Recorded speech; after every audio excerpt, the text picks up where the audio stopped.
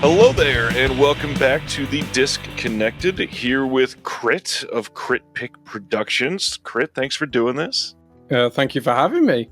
I've been, I've watched the show for like a while, and ever since Zach started coming on from the They Live by Film podcast, I've been like heavily invested, and I was always telling him, I was like, put my name in there, like when you're talking, mention my name. I want to go on.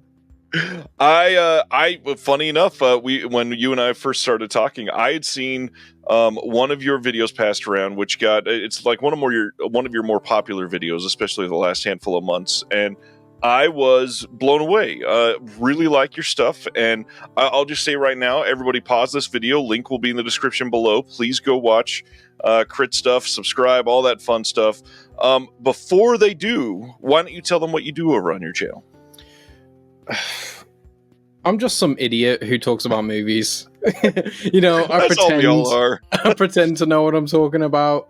Right. But yeah, I do a lot of things, all to do with movies mostly.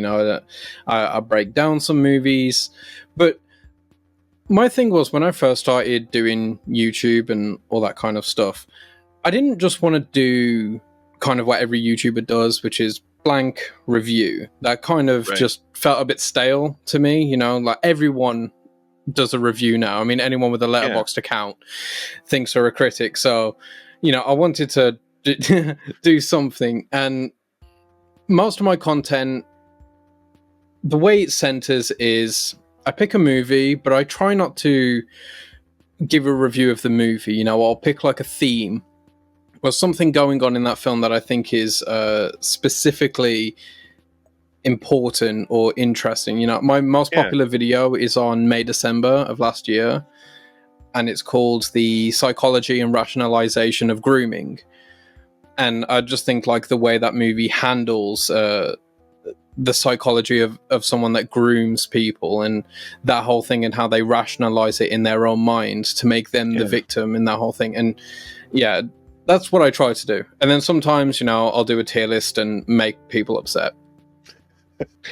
Well, the bulk of them, I would say, fall under more of the visual essay type of format. Yes, and yeah. They definitely come across as somebody that appreciates something out of everything they're watching and will be happy to share that with the world. And you definitely have a point of view that I think people will find a lot to value in. I think that literally every single video that I've seen, there's been something that I wouldn't have grasped the first time, and the way that you are sharing these visuals is super effective. It is able to tell a different story through an analytical response to a film, and I think that takes a hell of a lot of talent. So, I mean, first off, thank you for what you're doing, and congratulations for doing it well. Thank you. I really appreciate it. And I do think that speaks to a point that, like, not every film that I talk about, because I think it's important to preface as well, I don't just talk about, like, new films that are coming out.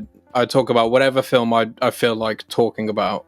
I try not to box myself in, but not every film I talk about is something that I love. Yeah. There are movies that either I don't really feel too much about, or, they're just okay or whatever, but there's just something in it that I think it is special. I did a whole video about Dungeons and Dragons from last year as well. Yeah. And I can't remember the exact title, but it's something to do with why it's okay to just be good. Right. And I feel like, we live in such like a hyperbolic, culture that everything is either the best thing ever or the worst thing ever. And I feel like some movies are just good, but that's Most okay. movies. They are just meant to be good, and that is fine. The bulk of everything we watch is just kind of good. Most of our favorite movies are not perfect movies. They're just good movies. Right. If you ask like the average person what their favorite movie is, it's always just something like, it's never an incredible movie that you're like, wow. It's never Decision to Leave by Park Chan-wook. It's never that. Their favorite movie is always like The Abyss, or just something, or like They Live by John Carpenter. You're like, that's a good movie. So I feel like that's just a super underappreciated thing, and I think we need to stop saying this is incredible and just go, do you know what, this is good. I agree. And the best thing is that in many of these good movies, there are great aspects, but also there's a lot of aspects that are subpar in many of those. But you are able to take some of these theses that you can discover in these films and deliver it in a way that is for everybody, whether you're new to film, to be able to appreciate, whether you have been a fan of film for years to be able to appreciate. And that takes a genuine gift. I mean, as somebody that has been working on visual essays for some of these physical media releases now, it's not easy to try to translate these for the everyman, essentially, to understand. So how do you work your process on these? You know, you make it sound so good, but it's not. Like, the way everything is so like last minute and thrown together. I usually don't know what video I'm going to do 2 days before it's supposed to come out, and then that's when I'm like, right, I need to do a video. And then, you know, I'll write something, or I'll always have ideas. I always have like a movie and something written down. I have like 4 notebooks worth of notes on movies and stuff like that. And then I'll sit down and I'll write the entire thing in one, whether it's a super long video, whether it's kind of short. That's just how the cards fall. And then I go into record, try and do that as quickly as possible, and then I just kind of throw the edit together. It's usually I have like the full movie, and then I just take clips of whatever I'm talking about, you know, and put that in. But I feel like you have to take into account that a lot of people are watching the video. Like a lot of video essays, I feel like, are just made in this idea that people are listening. And a visual aid is so nice. Just even if like you just offhandedly mention a movie, I always like to put the poster quickly on screen so someone has that visual like, oh, okay, so that's what it looks like. And then if they're out somewhere, or, you know, at a store, as you would say, and they see that cover, they're like, oh, that's that movie. Because maybe they don't remember the name, but they'll remember seeing that, you know? So I guess it's that. I didn't really know how to edit before I started doing this. So I've just kind of learned as I'm going. It seems like there's more of a background there, I will say. So I will say extra kudos on that front. Because, actually, right. So, bit of a lie, actually. When I was at school at sixth form, which is not a thing in America, but at sixth form, I did a media course, and I made a short movie, a short film. I directed it, acted in it, and I edited it. That's where I first ever picked up Premiere Pro, but I was not good at editing. It is not edited at all very well. It is just cut very choppily. So I guess that's my background, but like, I didn't know what I was doing. I just knew how to use cut. Yeah. Sometimes that works. That makes sense. I will say too, you also have the cheat code of having a wonderful British accent, and to most of us dumb Americans, that covers up a lot of the ignorance sometimes. Do you know, this is actually this is my real voice, like it is, but like it also kind of isn't. You have to present your way.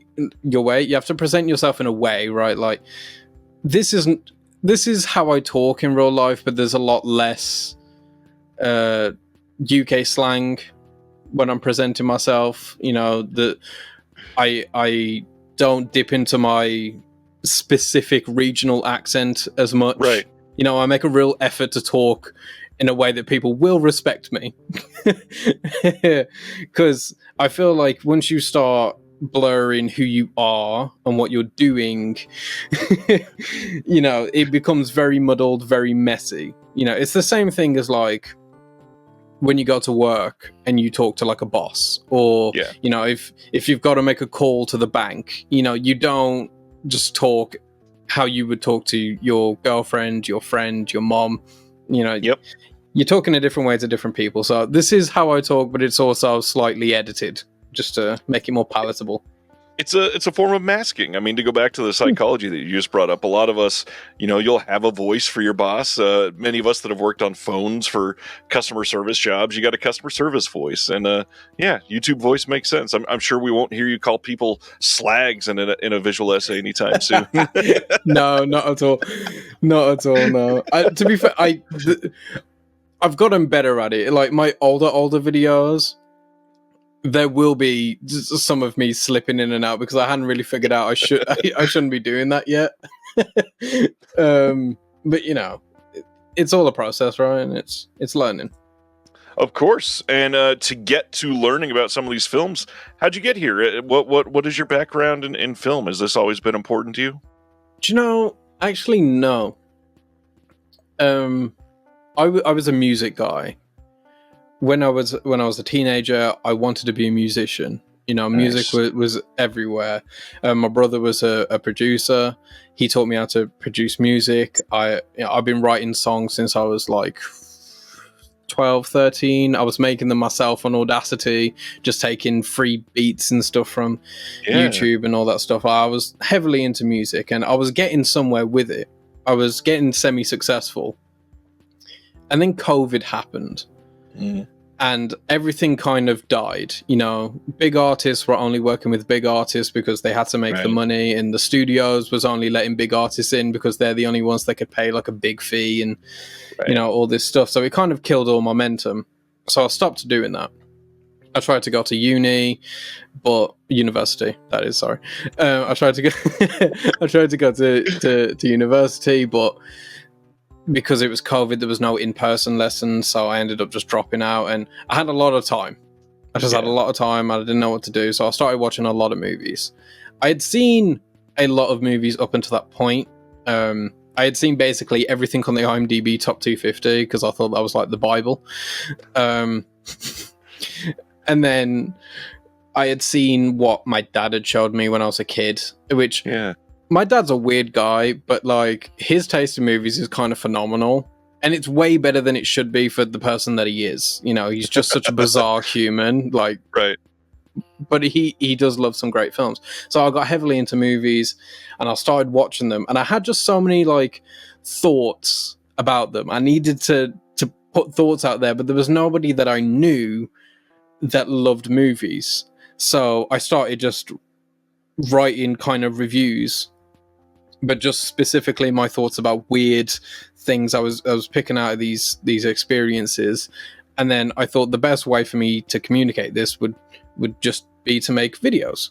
So I started doing that, and then at a certain point I got really into it, but I decided this is not how I should be doing it. So I ended up deleting every video I had made, which at that point wasn't a lot. Granted, it was like 10, 15 videos. Wow. And I started from scratch, and I started going from there. So honestly, some of my older videos, which are from like 2022, about 2022, July, I think my oldest video is July of 2022. A lot of those videos, I am still very like fresh into the film scene. I'm still picking into things, and some of those early videos are really interesting to me to look back on, just simply because like the topics do feel like something that a new film fan would think is interesting. Like I talk a lot about I did a whole video about movie rating systems, not like 18 R-rated, but like Rotten Tomatoes and IMDb and Letterboxd.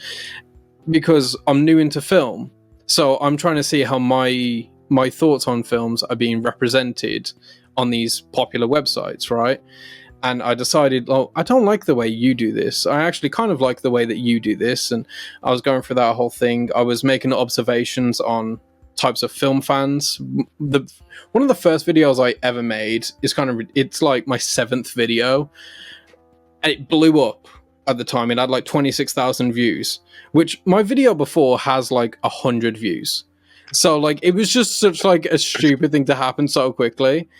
And it was me talking about Film Bros. It's called the Film Bro effect or whatever.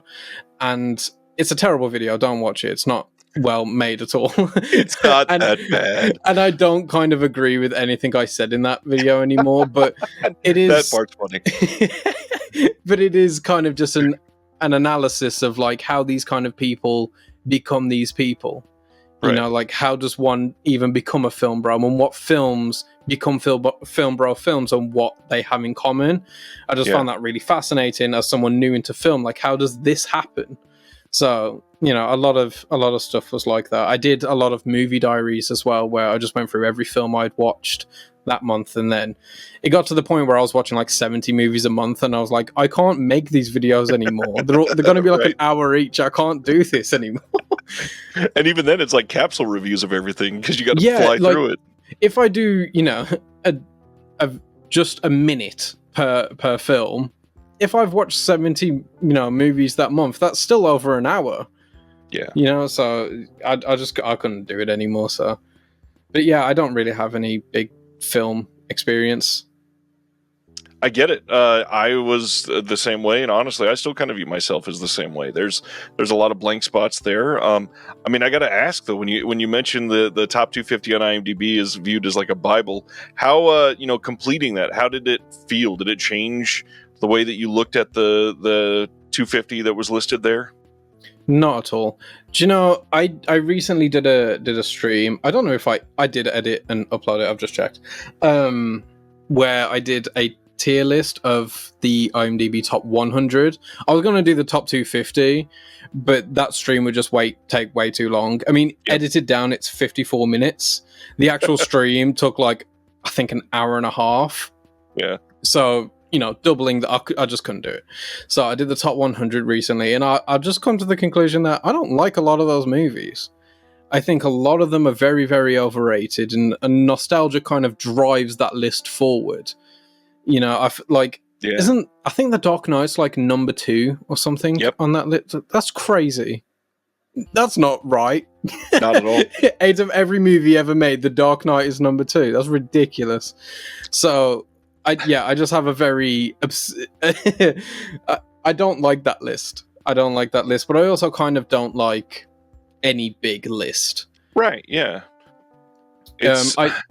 If it's a person, if it's like a singular person and they're like, this is my top 250, I can respect that, I can understand that. But when it's like a website, it's a compilation of people's view, that gives like the audience this expectancy that it's right.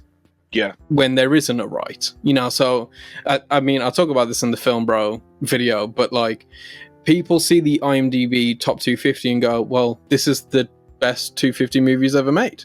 It's canon, you know. Yeah, it has to be. Yeah, but it's not. It just isn't, you know. And I feel like more than anything, a main staple of my channel's identity is pushing people to have an opinion. I don't want people watching my content to agree with everything I say. I don't want that. That seems ridiculous. I want you to hate something I say every now and then, because that at least tells me that you're thinking for yourself. You know, you have an actual opinion, and that's all I want. That's all I care about.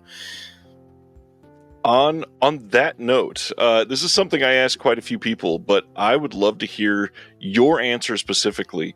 What video do you look back that you've made that you went, damn, I made that, and I'm really proud of that one? You know, it's funny. Actually, do you know, it's really funny you say that. I did a video on M. Night Shyamalan. Perfect timing. about a year ago or something. I know it's Zach's favorite video I made. And it's called like Hollywood's Biggest Enigma or whatever. And it was just kind of my love letter to Shyamalan, you know, explaining why him so specifically speaks to me. You know, and what he represents as a filmmaker, what he represents to people that aren't him. You know, what his stance is in terms of just the cinematic scope and how important he is to that. Even if you don't love him, you've got to admire some of these things that he's done. So I really loved that video. My video on, what's the movie called? Past Lives. I did a video on past lives I really loved. This is one I was going to bring up specifically because I adored this one.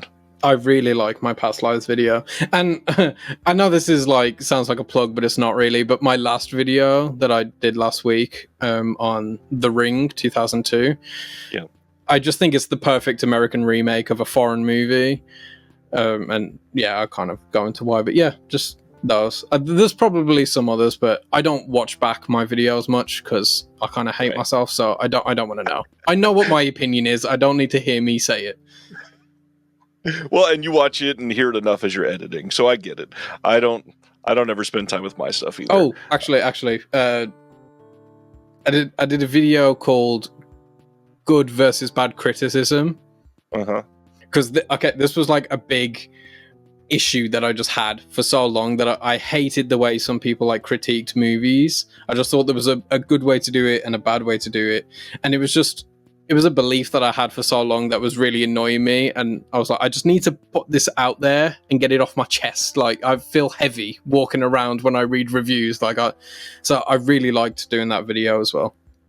Criticism is in a weird place because, like you said, anybody with a Letterboxd account, you can basically claim to be a critic. But what's funny is it's worse than that because we're at a point where I don't know. I mean, somebody's uncle can go see a movie on opening night and post 2 sentences on Facebook and suddenly change the minds of 17 people that were going to go see it.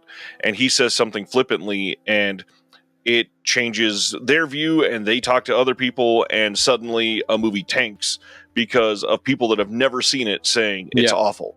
And it's such a weird place that we're in right now. That happens so often. Sorry. And it kills me. Even with like movies, say like Longlegs. The marketing campaign for Longlegs was so incredible that like everybody was so excited to see it. And then the first people that did get to see it pretty much all went out and went, this movie is fantastic, one of the best of the year. And because of that, obviously some people they have to I hate saying the word contrarian, but they have to not be a part of that group, you know. So they go out and they go, do you know what, Longlegs sucks. And then, you know, a couple of people are like, yeah, no, Longlegs does suck. And then all of a sudden you've got this wave of people seeing that going, oh, maybe Longlegs was overhyped. I shouldn't see that. Maybe I should wait and see it later on when it comes. Right. And then before you know it, Longlegs makes way less money than it was supposed to make. Way less than it was going to make. And yeah, I feel like there's this counterculture that's killing a lot of great movies, and also I don't want to say hyping up bad movies because I don't like saying there's bad movies, but there is. But yeah, like I just feel like we are in a weird space, and I think the way people view critics is super weird. And yeah, I go into this on that video as well, but it's to do with the fact that I think because critics get paid or whatever to judge a movie's quality, people then take it as fact. You know, they take an opinion as an objective view. Whereas I think the job of every critic is to emphasize that this is their subjective view of it. Roger Ebert has this great little clip where he's talking about what makes good criticism to him. And one of the main things he says is your perspective. The thing most critics and reviewers and whatever don't really realize, not just in film, but people that review books or, you know, stuff like that. The majority of people watching these are not going to see the thing that you're talking about. Right. You know, a lot of the time people will read a review, like especially back in the day when he was, you know, writing in newspapers, like people would read these reviews and never go and see the movie. So you have to make it entertaining in and of itself to just read. And and he says, but a part of making that entertainment is your perspective. You need to personalize every message, because when Roger Ebert says a movie is bad, that is not him saying, don't go and see this movie, it's terrible. Right. That's him saying, I think this movie is terrible for these dumb reasons. Go and make your own mind up. You know, that's why I end every video with but that's just me. What do you think? Have you seen it? Have you not? Will you? Won't you? Why? Right. You know, etc., etc. Like because I always just want the conversation going, whether it's this movie's ass, whether this movie's great. I just want it to go. It's a good point. One thing that I wanted to throw out there about that too is we talk about critics as if they're reporting facts, when in all reality, critics are, in a sense, they're translators. These are people looking at art and translating what they get out of it. But the hard part is when we think of the word translators, most of us are thinking about language, which there's a clear definition of every spec that you can look at for that. And when you're looking at art, there's no definitions. Like there's nothing that is defined.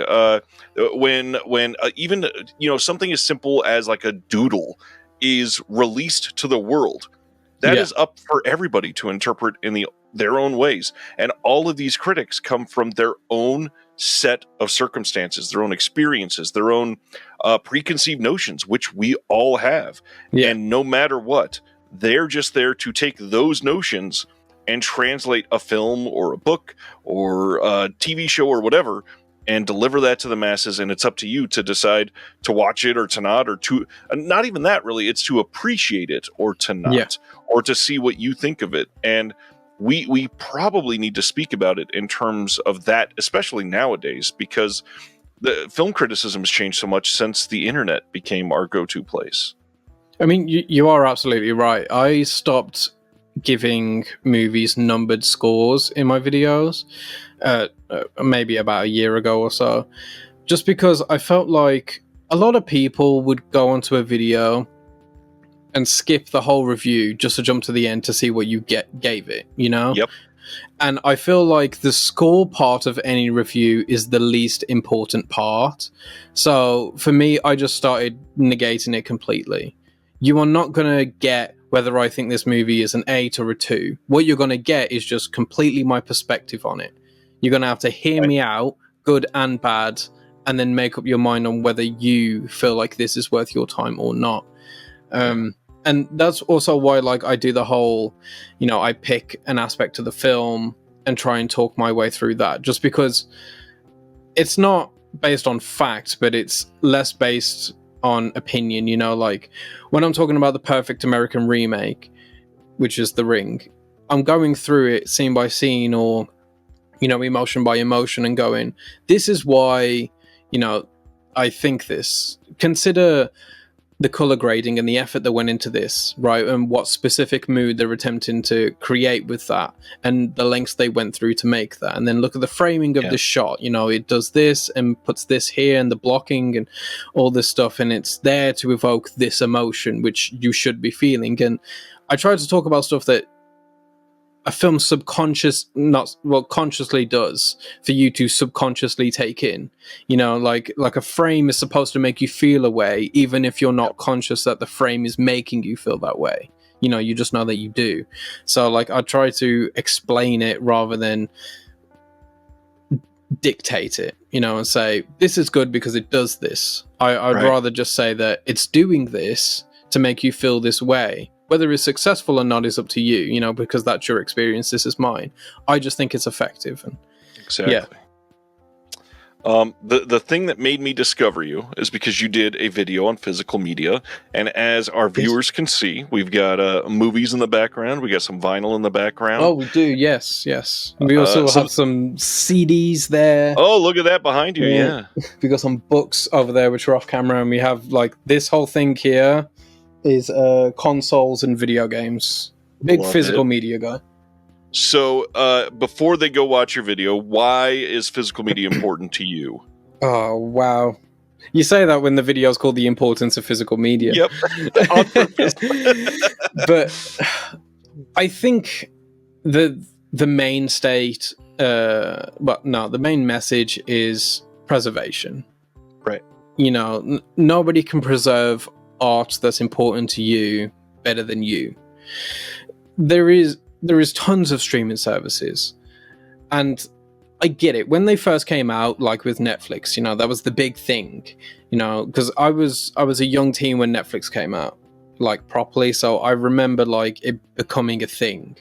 Right. And in theory, it sounds incredible. Every movie basically ever made in one place for one subscription fee. And that sounds incredible. You save on storage, and it's all just here.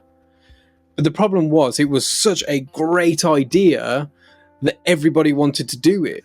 And when everybody does it, it's not a great idea anymore, because everything is either over here or over here, and the sequel to that thing is over here. And then, oh, sorry, you want to watch the series that comes out? Oh, that's over here, so you're going to have to pay for this one as well. And then, it goes round and round, and you have to have 5 or 6 streaming services to maybe watch the movie you want to watch. Whereas I feel like you should always just go out and buy the movie you want, because then you always have it. You never have to worry about streaming taking that away from you. And also there's the whole worry of, that they're creating these things and putting them on streaming services, and that's where they live. And now if Zaslav decides that he wants a tax break, he'll just get rid of that movie. That movie doesn't exist anymore, legally speaking. It's gone. So unless you pirate it, it just doesn't exist. It's gone. And that's very worrying. I don't... Killers of the Flower Moon from last year, one of the most important movies that came out last year. I think one of the most important movies of the decade. It is Martin Scorsese in his very, very, late years. He's coming to the end. We know this. Like, it's not nice to think about, but it's just what it is. He's a man in his 80s. He's not got like a massive amount of time left, and he spent all this time and effort crafting this film that he felt so passionate about, because he was supposed to stop after The Irishman, I believe. I feel like that was a thing that he was saying. But then when he heard the story and he read these books, he just felt so compelled to do this. And he did it, and it was absolutely fantastic. It was a stroke of genius. One of the most empathetic and effective movies made this decade. It's absolutely stellar.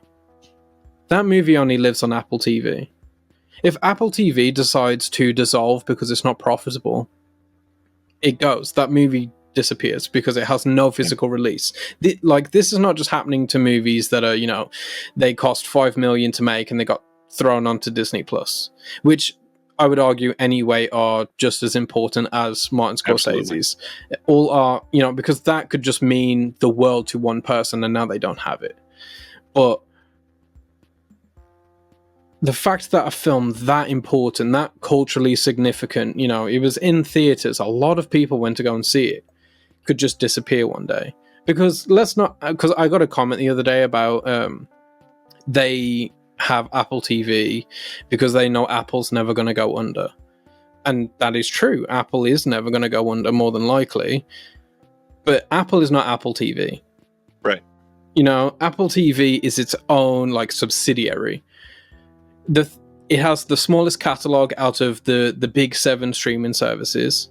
It costs just as much, and it doesn't have a backlog. It's one of those movies that only has what it itself makes. So unless people care about that thing, they're not going to get that, which means it's very worrying. It has also the lowest market share out of the big 7 at 8%, I believe, behind Paramount Plus. And Paramount Plus is on its last legs, right? Because they just had the whole Skydance acquisition. They're shaky. So to think Apple TV is behind that, and you think it's so safe that these very incredible pieces of art are so safe here, is outrageous. A movie I did a video on, The Tragedy in Macbeth, from the one half of the Coen brothers, starring Denzel Washington. I love that movie. I think it's the best Shakespeare adaptation out of every single one that was ever made. Wow. No physical release at all.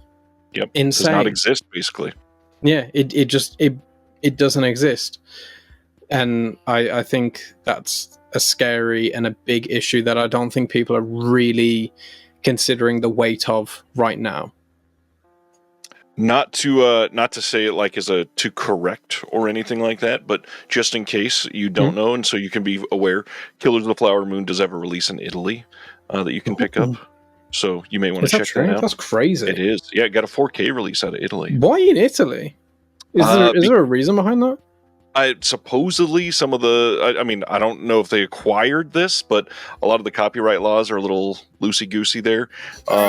So Italy's also the only, speaking of Apple TV, well, I guess now that I say that, maybe it's something with Apple. They're also the only place that got a physical release of Coda. And that won the Oscar for Best Picture. Like, how is that? That is insane. That's mind-blowing that an Oscar-winning Best Picture film only exists on disc out of Italy. Yeah, no, there's just something about the whole thing that makes me very uncomfortable. You know, I understand that it's a lot of space because it is. Yeah, it takes up a lot of space. And to be fair to the people that love streaming, even streaming takes up a lot of space. Server space is not cheap. It's not great for the environment. It's not small for the company. But to take the sentence that you said, like Killers of the Flower Moon lives on Apple TV, I'm going to add to that and say until it doesn't. And that's the craziest thing is these live on my shelf. And yeah, the same is true until they don't. Somebody could come in and break into my house and steal it. I could be in a flood. I could be in a tornado. I live in the Midwest. That's possible. However, those are a lot less likely than a studio just getting rid of something. Also, that may be true. Right. Your copy could get destroyed, but there's always another copy. Yep. You know, you're not the only person that owns those movies that are on your shelf. Exactly. If Apple TV lose Killers of the Flower Moon, it's gone because they're the only place that host it, you know? It's not like Killers of the Flower Moon, it got took off Apple TV, but don't worry, Netflix has it. You know, that's not how that works. There's 8 places as backup. Yeah. Oh, yeah. I mean, that's a damn good point. The other one that I want to throw out there, too, especially because you're a music person, is censorship. That's been such a big thing over the last few years. And being somebody that is related to the UK somewhat, my big example of this is, I think it was Lizzo, like a year ago. She put out a song that had the word spaz in it, which is not a good word in the UK. And she went in and re-recorded it and changed it. And what's crazy, 20 years ago, that couldn't have happened. Everybody owns those discs or vinyl. You can't go change that on their back. And I think my point on that one specifically actually does kind of speak to a larger problem also about censorship. It's just that spaz is not like, it's a negative word, but it's not like a slur. Right. You know, like, it's kind of used in the same way like someone would have said the R word like 10 years ago. Right. But it's just not had that same backlash because it never had that connotation to like a disability or anything. It was just kind of related to being idiotic. You know, you would just call, you know, your brother a spaz for being an idiot. You know, like if you fell down the stairs, you're like, you're such a spaz. So like, that's just how that works. It's not like a crazy word. You know, if you say it to your boss, you're not going to get fired. Like, so the fact that whoever decided that was like such a grand issue that it got censored, that it got changed is scary. It is. You know, because it's realistically not even that big of an issue. It just wasn't. You know, and I remember when that happened. Who's controlling all this now? Yeah. I remember when that happened and I looked on Twitter and everyone was like, what? Is that a bad word? And we all just kind of got lost for a second, like, wait, can we not say that anymore? And then everyone was like, no, that one's fine, right? We didn't lose that one. Oh yeah, it's terrifying that literally some executive could be dictating our speech, our culture, what's acceptable, everything. And obviously, like, you know, the UK and the US both have this in common. We both have ratings boards that are kind of already doing that to a point. Yeah. They get to choose what's released, and that's already frowned upon by everybody that appreciates art. But on a smaller scale, when one company can choose, no, if you're a part of this company, we're never going to allow the word spaz. Like, why? Why are we going to that granular of a level? Yeah, it's so scary. Do you know, actually, this is like off topic, but also on, but Zach told me something the other day that every Alien movie that got released in the UK, which is all of them, I don't know why I said it like that, has been, they've all received a age rating of 15, except for Alien Covenant, which is 18. Whereas in the US, every single one of them, I can't remember what he said, but every single one of them have been R-rated, except for, I think, one, which was like Alien Resurrections or something. Right. And I just thought, like, that's so bizarre, like, how lenient we are in comparison. Because I thought, like, we would be much harsher to movies than, America is. But apparently not. I think there's just different standards. In the U.S., all violence is on the table, totally fine. If it's just violence, PG-13 all the way. But if we say the word fuck twice, that's an immediate R. If there's any sexual innuendos at all, that's almost an immediate R. It's crazy what they have prioritized. It's wild. Yeah, that is quite bizarre. I mean, again, this is like so far off topic, but I just thought, like, it would just be different here. There was this case way long ago called the Jamie Bulger case, and it was about these two boys. I can't remember their ages, but they weren't very old. They were like 10, 11, 13 years old, whatever. And they assaulted and killed this child, like 2-3 years old, like a baby or whatever. Yeah. And their whole defense was they did it because of Child's Play 3. And like that's such like a famous case in the UK. I mean, it happened like before I was even born. Yeah. And I know near enough every detail about it. It's such like a famous case here. So I always thought like something like that would just impact our rating systems and stuff like that, and what can be shown and what can't. But apparently it didn't, which I just feel like the backlash against that is not as great as I thought it would be. Especially at that time as well, when, there was a lot of backlash about a lot of things about, in rap music, what they started adding like the parental advisory stickers to certain albums, because of the 2 Live Crew album that had naked women on the cover, basically. Like censorship was like a big thing at the time. So I just thought like that would impact much harder than it did. And yeah, ever since he said the alien thing, I've just been spiraling about that. So I feel like I'm going to do a video about that at one point. Sweet. Yeah, and what's crazy is the BPFC seems to be getting more relaxed. Like, there are videos that have been banned outright for like 18, 30 years something that are now able to get like physical media releases and theatrical showings. It's so random. It's like, in general, I feel like things feel like they should be getting more intense and they're not. Like in the 80s when like The Evil Dead was banned everywhere and The Exorcist was banned everywhere, and then you watch them now and you're like, they're not that bad. Why are they banned everywhere? But like you don't hear of that now. There's not been a movie that's been released in like the past 20 years where it's like it is banned in like every country but Russia. It doesn't happen anymore. Not at all. God, that would be great marketing, though. Like, imagine, Longlegs during their campaign was like, by the way, it's also banned everywhere. Even though you're about to go watch in the theater, it's banned everywhere. Trust you us. Sit down in the cinema, and this is the first thing that comes on screen. This is illegal, by the way. Don't tell anyone. Shush. You're breaking the law. Oh, that would be pretty great marketing. Speaking of great marketing, I think we should get to our topic at hand and discuss our auteur that we wanted to discuss today, Mr. M. Night Shyamalan. And yes, you do have a video about him, so why don't you share with everybody your fascination with Shyamalan's work? Well, I have several videos on M. Night Shyamalan. He's the filmmaker that I think I have the most videos about. I have about 4 or 5. One about strictly him, but then I made a video on Knock at the Cabin. There's a video on The Visit, but it's not so much about The Visit, it's more just what The Visit meant for his career and stuff like that. It is so difficult to explain why M. Night Shyamalan works for me. Like, those videos probably do it best because I spent hours thinking about it and then writing and rewriting, but he's a filmmaker that swings so hard for the fences every single time. He does not care what's popular. He doesn't care what you want. He has an idea. He has a vision. He's ever evolving. You know, the camera work in one movie is not going to be the same camera work that comes in his very next movie 2 years later. They will be completely dissimilar movies.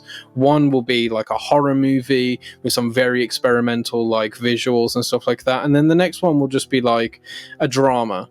You know, it'll just be a regular drama or just some kind of like weird methodical thing that he's just thought an insane amount about, like more than he probably should have, you know. Right. And I will say this, even in M. Night Shyamalan movies that I don't love, there is something so specific to them that I can appreciate, you know. And after his career tanked in like the late 2000s, early 2010s, where everyone started making fun of him, unjustly so. Also, I would like to add, I would say that too. Yeah, very unjustly so.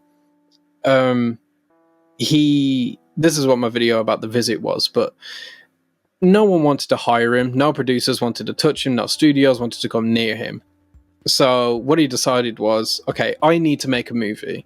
And because that's what everyone does when they're in a hole, right? He's like, I need to make a movie. This is how I come back. And everyone was like, okay. And what he did was he put up his house as collateral in a loan from the bank. And I'm not going to profess to remember how much money it was for, but it was for a couple million. And, you know, he gathered all the money together basically himself to make this very scrappy found footage horror movie. You know, very boots to the ground original movie.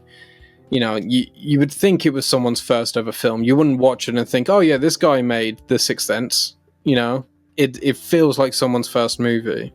Yeah. And it was so successful, you know, it made its money back like something stupid, like 60 times or whatever, you know, and he very easily could have got trapped in that same cycle again and joined the corporate world, paired with a producer that gave him bucket loads of money and said, make this movie and do it. But he didn't.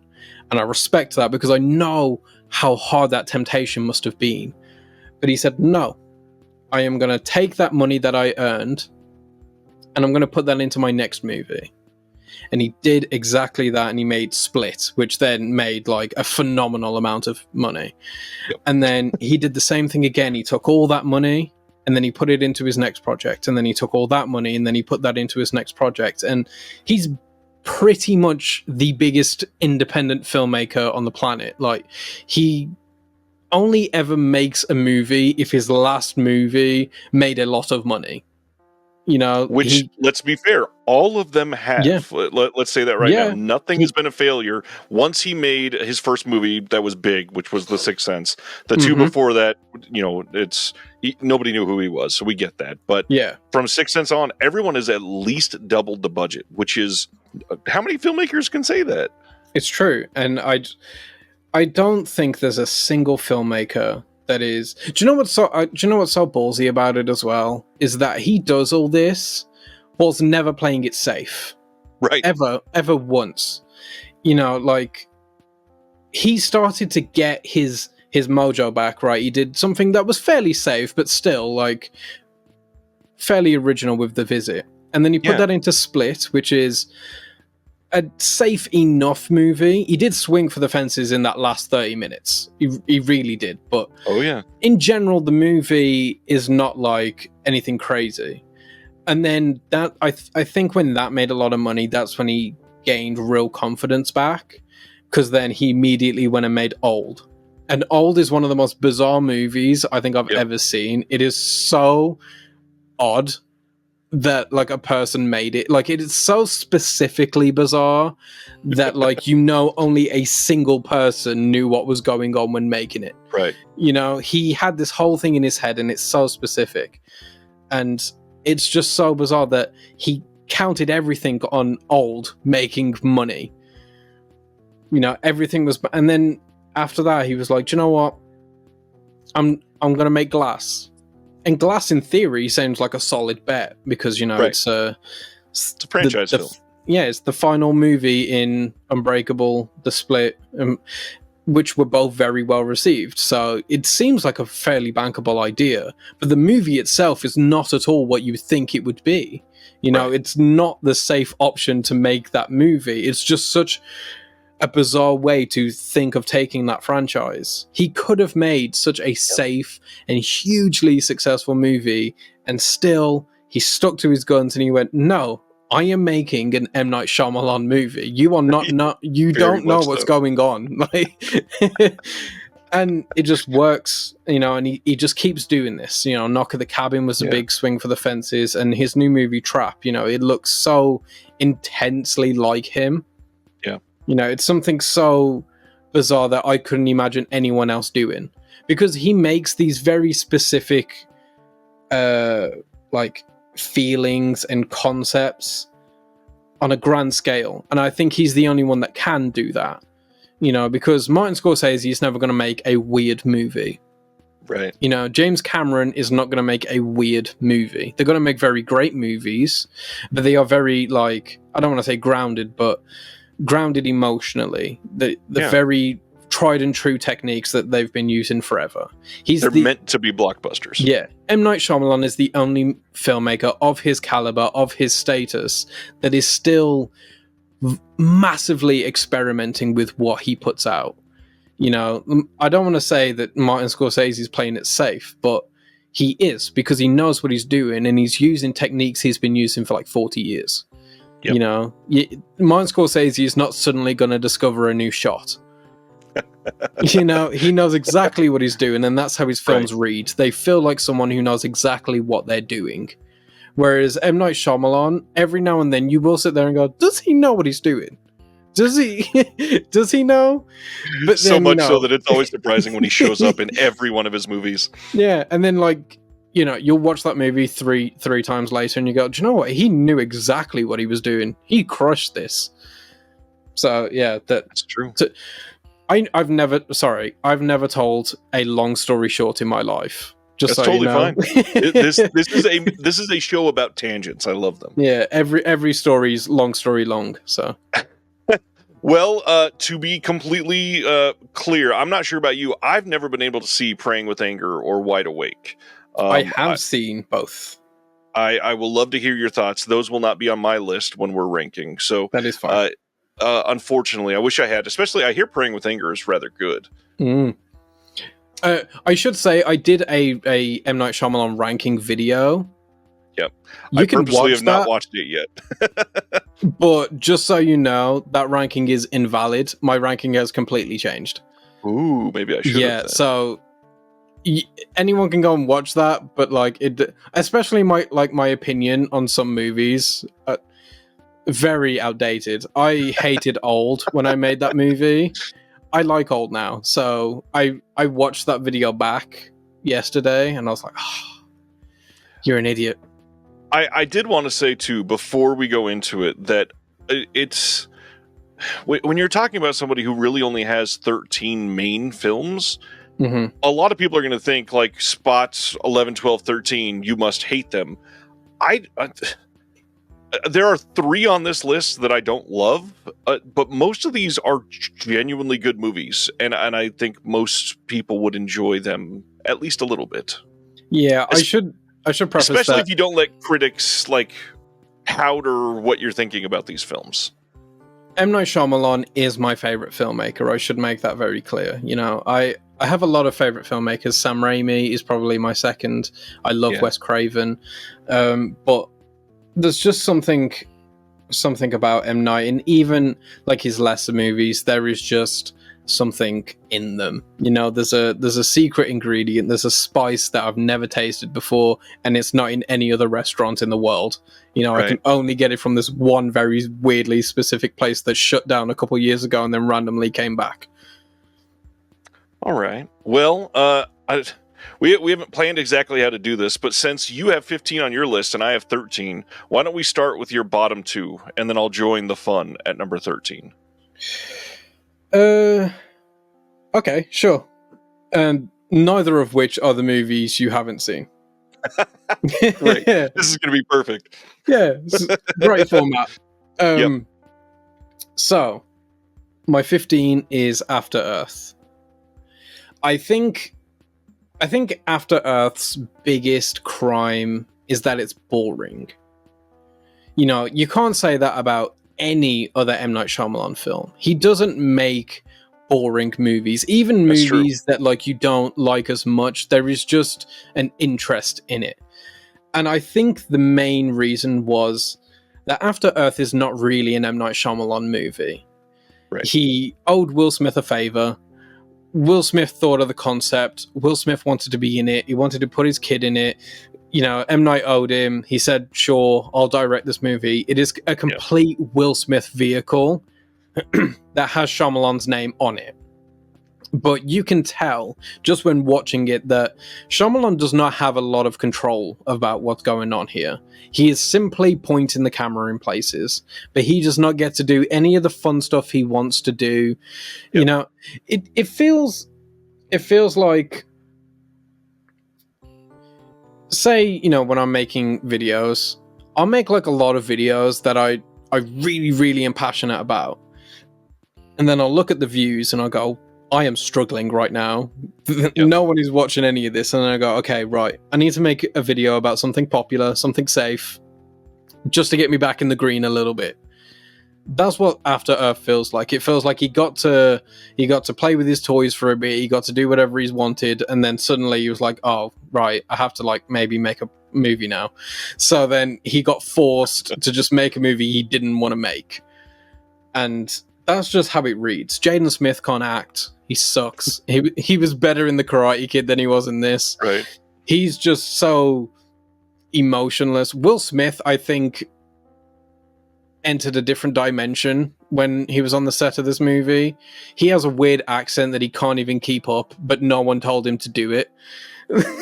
He's so persistent on doing this accent that no one else is doing. He is the only one doing the accent, and he still can't really do it. No one's asking you to do this, Will.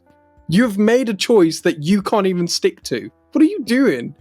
And everything that he does is either no emotion, just a complete robot, or he's yelling a lot.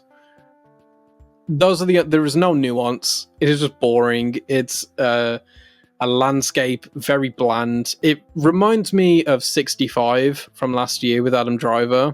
Yes. But at least in that movie, Adam Driver is doing something. I don't know what he's doing, but he's doing something, you know, that makes it at least every now and then enjoyable. Also, 65 ends with like a dinosaur's face getting melted by a hot geyser. That was fun.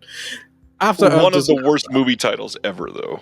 Yeah, no, it is. I couldn't figure out why it was called 65 for the long. I was like, I didn't get it, and then the movie, like, I was in the cinema because I paid to see that movie, and I sat there, and it came up 65 million years, whatever, and I went, oh,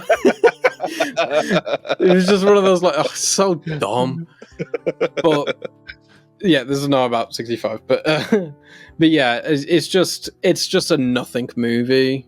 You know, it's not atrocious by any standards. Like there are much worse movies out there, but like it just kind of feels like nothing. I dare anybody to watch this movie and then 6 months later come back and tell me what you thought of it. You will not remember a single scene. I was watching my ranked video, and because After Earth wasn't last when I made that, but I was watching just the clips I was using of After Earth and going, I've never seen any of this movie. I've seen that movie like 3 times. I didn't remember a single thing in that edit, so it's a brave soul to watch it 3 times. It's you know, I like Shyamalan, you know. Yeah, I get that. So anytime this.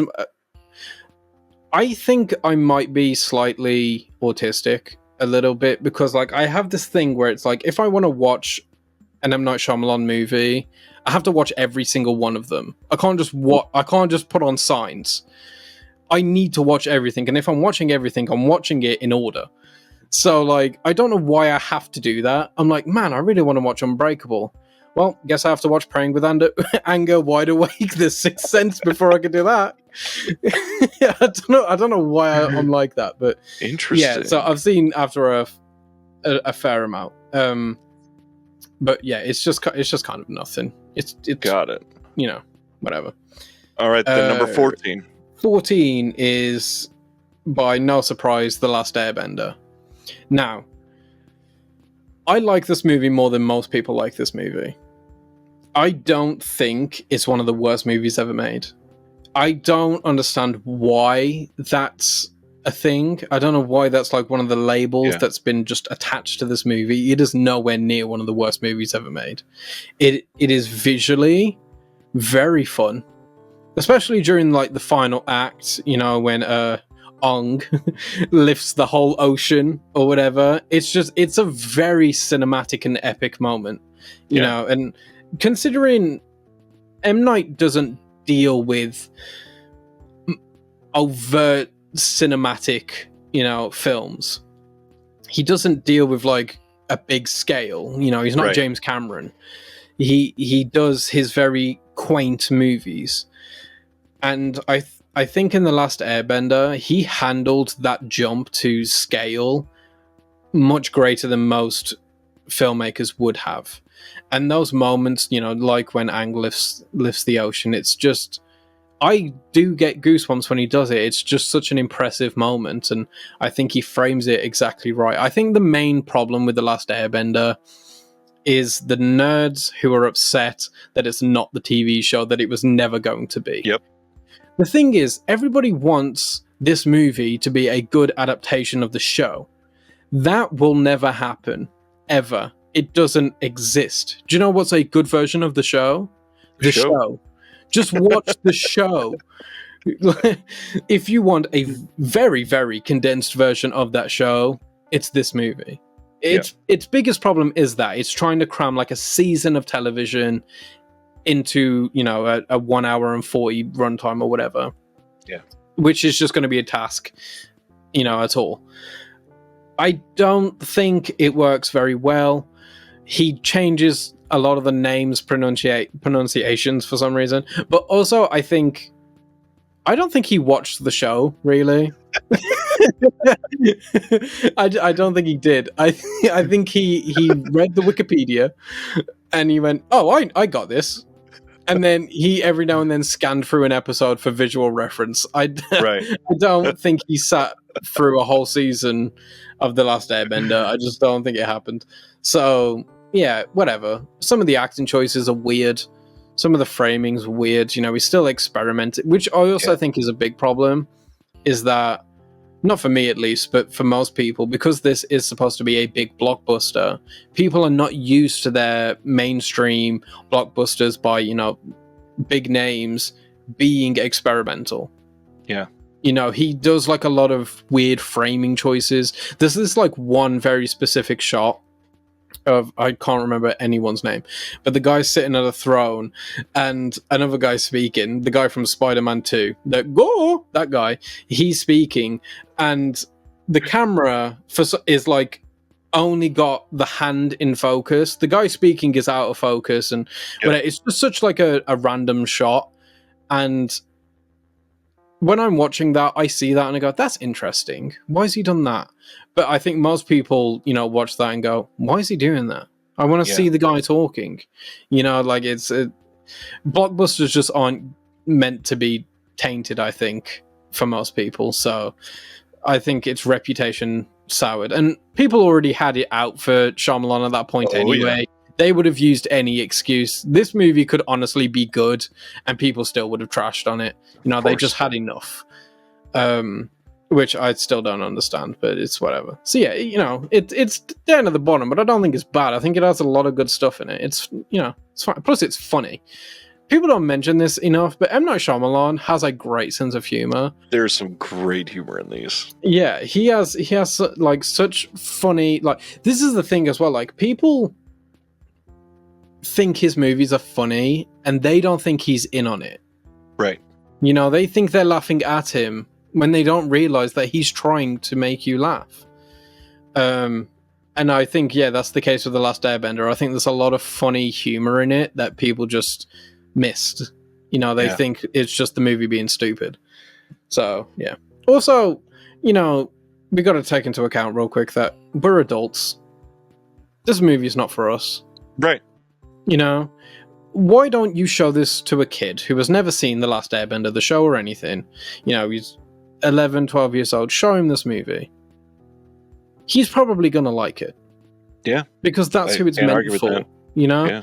So I feel like that's also something that needs to be taken into account. It's his only film, I would say, that's meant for children. It's a Nickelodeon movie. Yeah. So I can see that. Yeah, I think people need to take into account as well that, like, I hate it when people try to, like, really critique, like, a new Pixar movie, and I'm like, you're 34. Let it go. It's okay if Elemental wasn't your thing, man. I love that you say "let it go." All right, I will throw in mine here. Yep. I will say my number 13, which I'm glad we have a lot of the same observations. It's going to make some of this easy because I don't have to repeat it. Also, After Earth. The one thing that I had written down after this that I don't think I felt the first time, but I love that you kind of alluded to this in a way, is that this movie is oddly a vanity project, but we don't normally get vanity projects that aren't from the director. Yeah. And so to have it be somebody that's literally only on camera that's for the vanity project, it feels disjointed because it's not connected. It's not from the same vision. It's somebody else holding the camera trying to translate what he's being directed to do. And because of that, a lot of it just doesn't work. It's not memorable. It's just sort of there. And so here it is, sort of there at the bottom of my list. Wow, that was way more concise than me. What is your number 13 then? My number 13 is one that you haven't seen, which is Wide Awake. Okay. So, for those who don't know, I guess, Wide Awake is technically M. Night Shyamalan's first theatrical movie. Praying with Anger is like a student film, so it doesn't massively count. But, Wide Awake is like a real movie. I also, by the way, I like that Wide Awake was not seen by, like, anyone. So, M. Night Shyamalan has this weird pass that The Sixth Sense gets to be his first movie, just because no one remembers Wide Awake. It's the same way, like, Zach Cregger, people, like, say his first movie is Barbarian. I just like that. Like, it's so funny. Like, oh yeah, his first movie, Barbarian, sure. At least his first movie was good. Yeah. Yeah, Wide Awake, it's fine. Like, I can't... It's such, like, a weird nothing movie. Like, it's not bad, it's not good, it's just... It's there. It's right. Like your mom's favorite movie. It's okay. It's just about this kid whose grandfather passes. So he goes to, like, this Catholic school, and he's trying to find some sign that, one, God exists, and two, that God is speaking to him, saying that his grandfather is somewhere. It's a very nice little movie. It feels like a Chris Columbus movie. When I'm watching it, I feel like this would have been handled much better by Chris Columbus. It feels like it's just missing some of that magic. Aside from that, it's kind of whatever. It has Rosie O'Donnell. Like, can you expect much? It's okay. There's some good moments. It does represent something, though, that I think is very underrated in Shyamalan's catalogue, which is his directing of children. He is so fantastic at working with children, and I don't think he gets enough credit for that. He managed, like, I think if you watch any M. Night Shyamalan movie, you will not find a bad child actor in them. They all give a very good performance, except for After Earth with Jaden Smith, who, granted, is old enough to know better anyway. So, there's this whole thing. He's very good at directing children, and I can't remember the actor's name in Wide Awake, but he does give a very, very nice performance that does feel like it's out of a Chris Columbus production, kind of like Home Alone or the first Harry Potter movie or whatever. But yeah, no, it's just a sweet little movie, but it's kind of just forgettable. It's whatever. I had no idea about this one, so I was looking it up before we were doing this. I was blown away to find out that this thing had a $6 million budget. Like they put money into this. Obviously, a lot of it is the cast. I mean, Rosie O'Donnell, Dennis Leary. Dennis Leary, that's it. Yeah, they were names at the time, I and forgot. so Yeah, I'm sure that those were probably the bigger parts of the budget there. yeah. I mean, that's Joseph Cross. That's the kid's name. He grew up to do like more bigger films. You know, he was in Licorice Pizza and Mank and Lincoln and stuff like that. You know, he went on to be a name, but he That's a at resume. the time, Damn. yeah, at the time he wasn't a huge star. So you know, that's great for him. And also Dennis Leary. Now that you said the name, like it's clicked to me. I'm pretty sure he plays the kid's father. Every scene with him is delightful. Dennis Leary is quite good in the movie. Interesting. I mean, it's crazy that this kid. I mean, just the resume, like that's blowing my mind. To work with Shyamalan and Spielberg and Fincher, that's crazy. It's quite weird. Also, I do just want to say as well, the poster of Wide Awake has like Rosie O'Donnell in it, which may lead you to believe that she's in this movie a lot. She is not. She's like, she's in like maybe 2 or 3 scenes. Like, she's just a teacher at the Catholic school. Like, I mean, she was a huge star in the 90s, though, so I'm sure they were banking on that. The kid's best friend has like more screen time than Rosie O'Donnell. Like, so yeah, but you know, it's a sweet little movie. It's okay, inoffensive. I kind of want to see it. Number 12 on mine. So far, we are in alignment. It is The Last Airbender, and what's interesting here is I've never seen the show. I've never been super interested to see the show, so that didn't taint anything for me.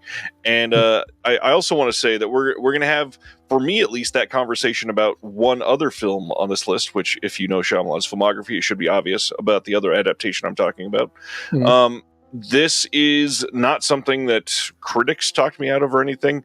I agree with literally everything you said here. It just, something wasn't quite working at 100% on this one. And I did notice one thing that stuck out, because I rewatched most of these for this.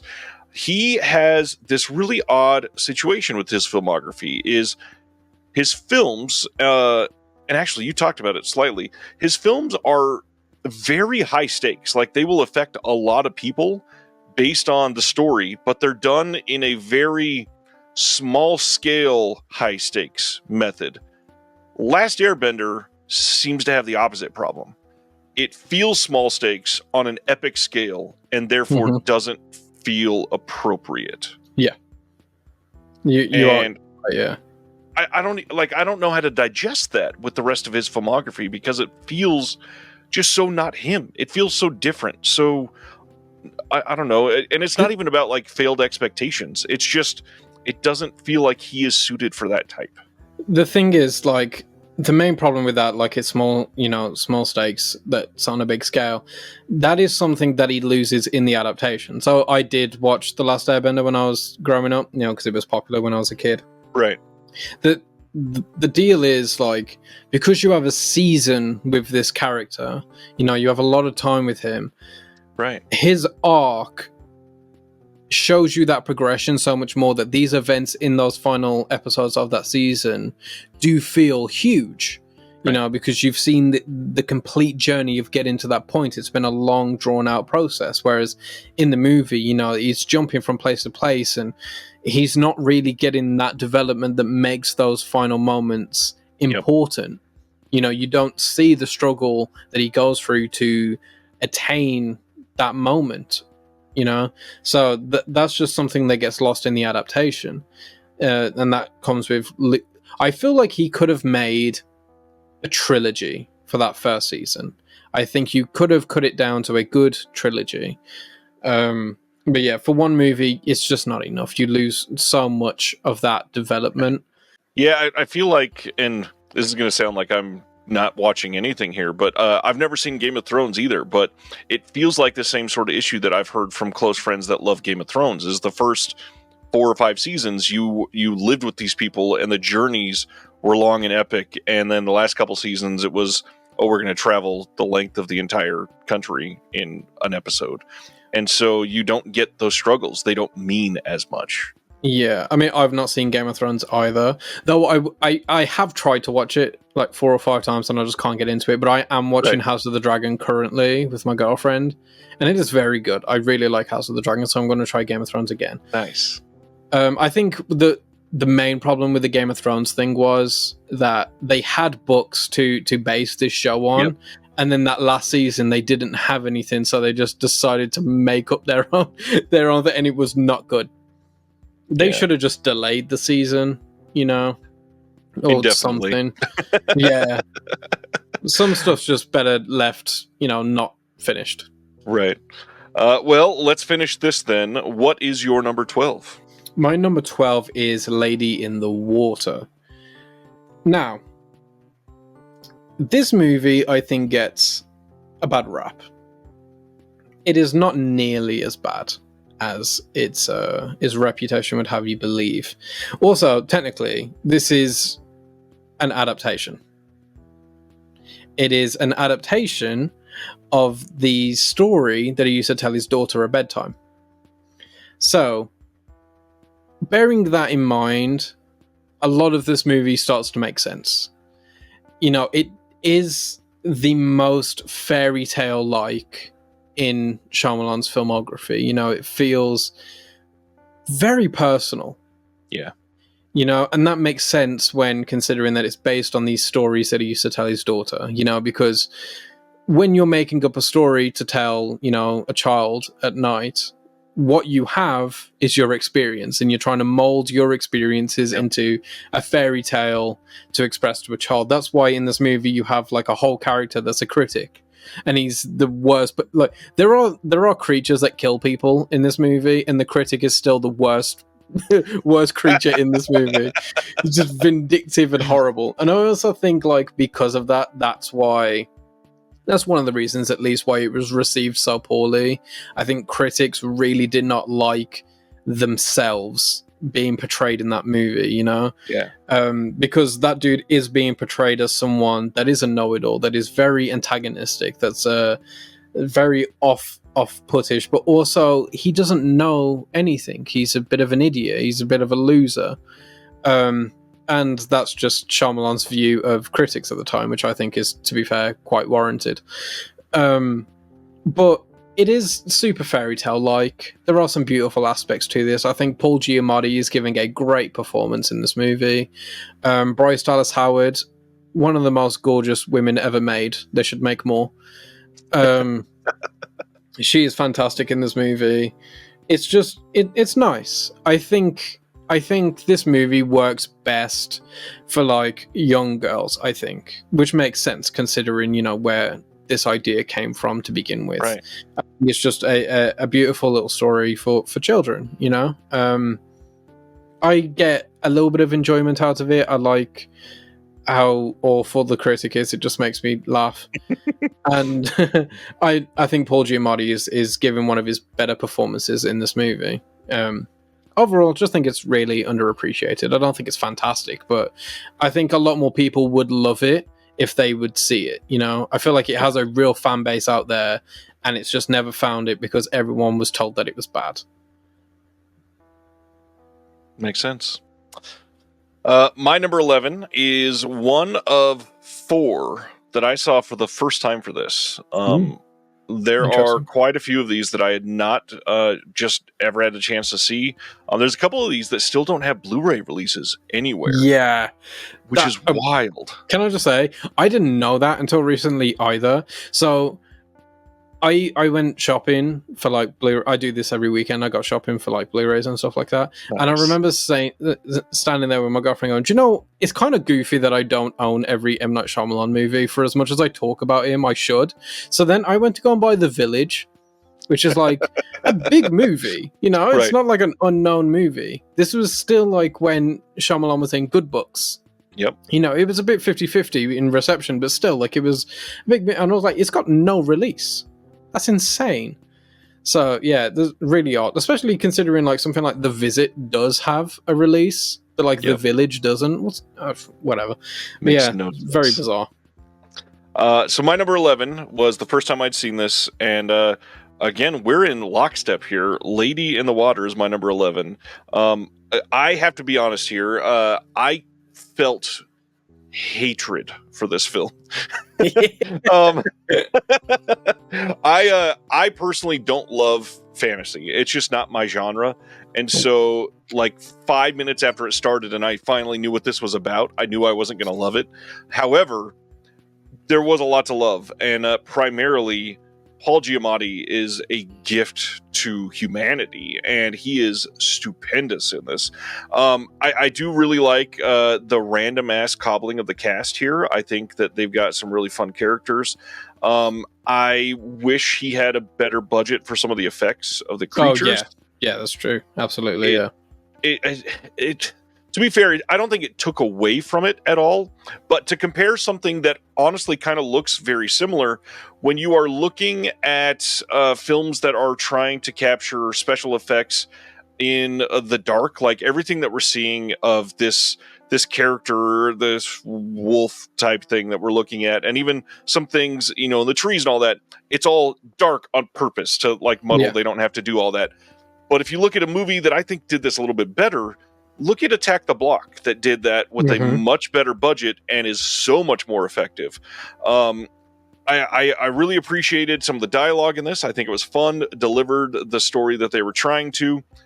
However, the fantasy side just lost all meaning to me, losing any sort of momentum that they had by giving us the most ridiculous names for things. Like scrunts is not a word that should have been used in a film like this. Like, I get what you're going for, but when you're trying to ground it in like an apartment complex, you're trying to make that feel realistic. There should have been some better choices made there, I think. And I know that's a weird thing to nitpick, but I don't know. This movie did not work for me overall, but I can see if you like fantasy, you probably should like this overall.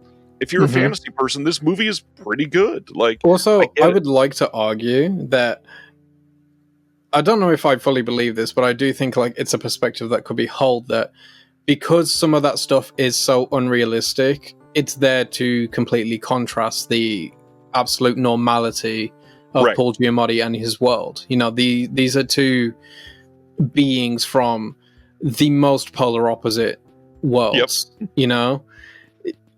She comes from a world of scrunts and and beauty and gods and ethereal essence, and Paul Giamatti is from Florida or wherever this movie is based. I don't remember.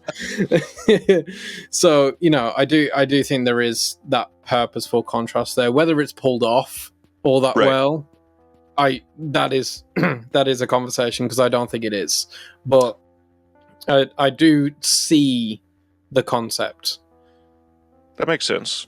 To leave it with a major compliment too, I do want to say this is where Shyamalan shines, because he takes an apartment complex around a pool and drafts an entire film out of basically a one expanded location film that should not have been able to work like this. He makes a full fantasy novel basically out of a pool in an apartment building, and that's amazing. That is truly a feat to pull that off. He does create a world out of this location, which I think was also a way to conserve budget, for those creatures or whatever, even though they don't look that great. I mean, you have to pull in the reins somewhere. So I feel like he worked really hard to make everything out of, I think I say that actually in the video, that he pulls every ounce of potential out of this location, which I think he does. Nice. All right, sir, you're 11. My 11 is The Happening. Now, general public perception of this movie it's so abysmal. is so dumb. Yeah. It is so dumb. It is probably the most misconstrued M. Night Shyamalan movie ever 100%. Made. I don't understand how people don't recognize that this is meant to be funny. It is supposed to be kind of crappy, kind of funny. M. Night Shyamalan himself, who is very much an honest man, Like, if you watch any interview or you read anything or watch any of his speeches, he's very honest about everything. You know, he says, this movie that I did wasn't very good. This is what happened. And still to this day, he says and stands on business that The Happening is meant to be an ode to like B-movie filmmaking. It's supposed to be just kind of choppily. There's a reason why he cast Mark Wahlberg. Yep. He didn't cast Mark Wahlberg because he thought he was going to be like an incredible horror protagonist. He knew that Mark Wahlberg has a reputation for being kind of just a silly guy. Yep. You know, he's not very much taken seriously as an actor, which I think Mark Wahlberg himself at the time also was aware. I don't think he's aware anymore, but he was at one point. And, you know, he gets Zooey Deschanel in there, who is also very good at that, like, doe-eyed, doesn't really know what's going on, which is very B-movie. And he just throws them together in this ridiculous concept of a movie. You know, I wish I could remember what he's talking about, but there's that moment where Mark Wahlberg is talking about hitting on the woman at the store, and I can't remember what the product is, but he's like a completely superfluous bottle of whatever it is, and it's just so funny the way he says it. And then she's like, "Are you joking?" And he goes, "Yes."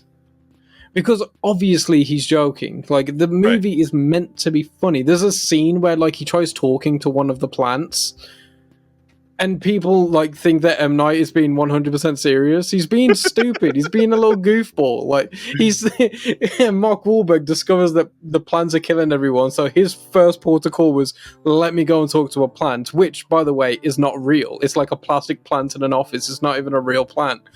You know, it's dumb. It's funny. It has some good moments. I think it was completely botched in the marketing department. I think, you know, because M. Night had made The Sixth Sense and Unbreakable and Signs, they expected him to make a fully serious thriller movie. And if you watch the trailer does sell that. It sells a very, you know, playing it straight thriller movie, which this movie is not. So I understand the expectations of what it's going to be. And then walking into it, it's not what this movie is not Signs. Yeah, it's not what, you know, what people wanted it to be. And I think more people should see it for what it's trying to be rather than what they would rather it be. You know, but yeah. I will be talking about this one later because I really enjoy The Happening. My next one, number 10, I am on, is Old. This is another one that I saw for the first time.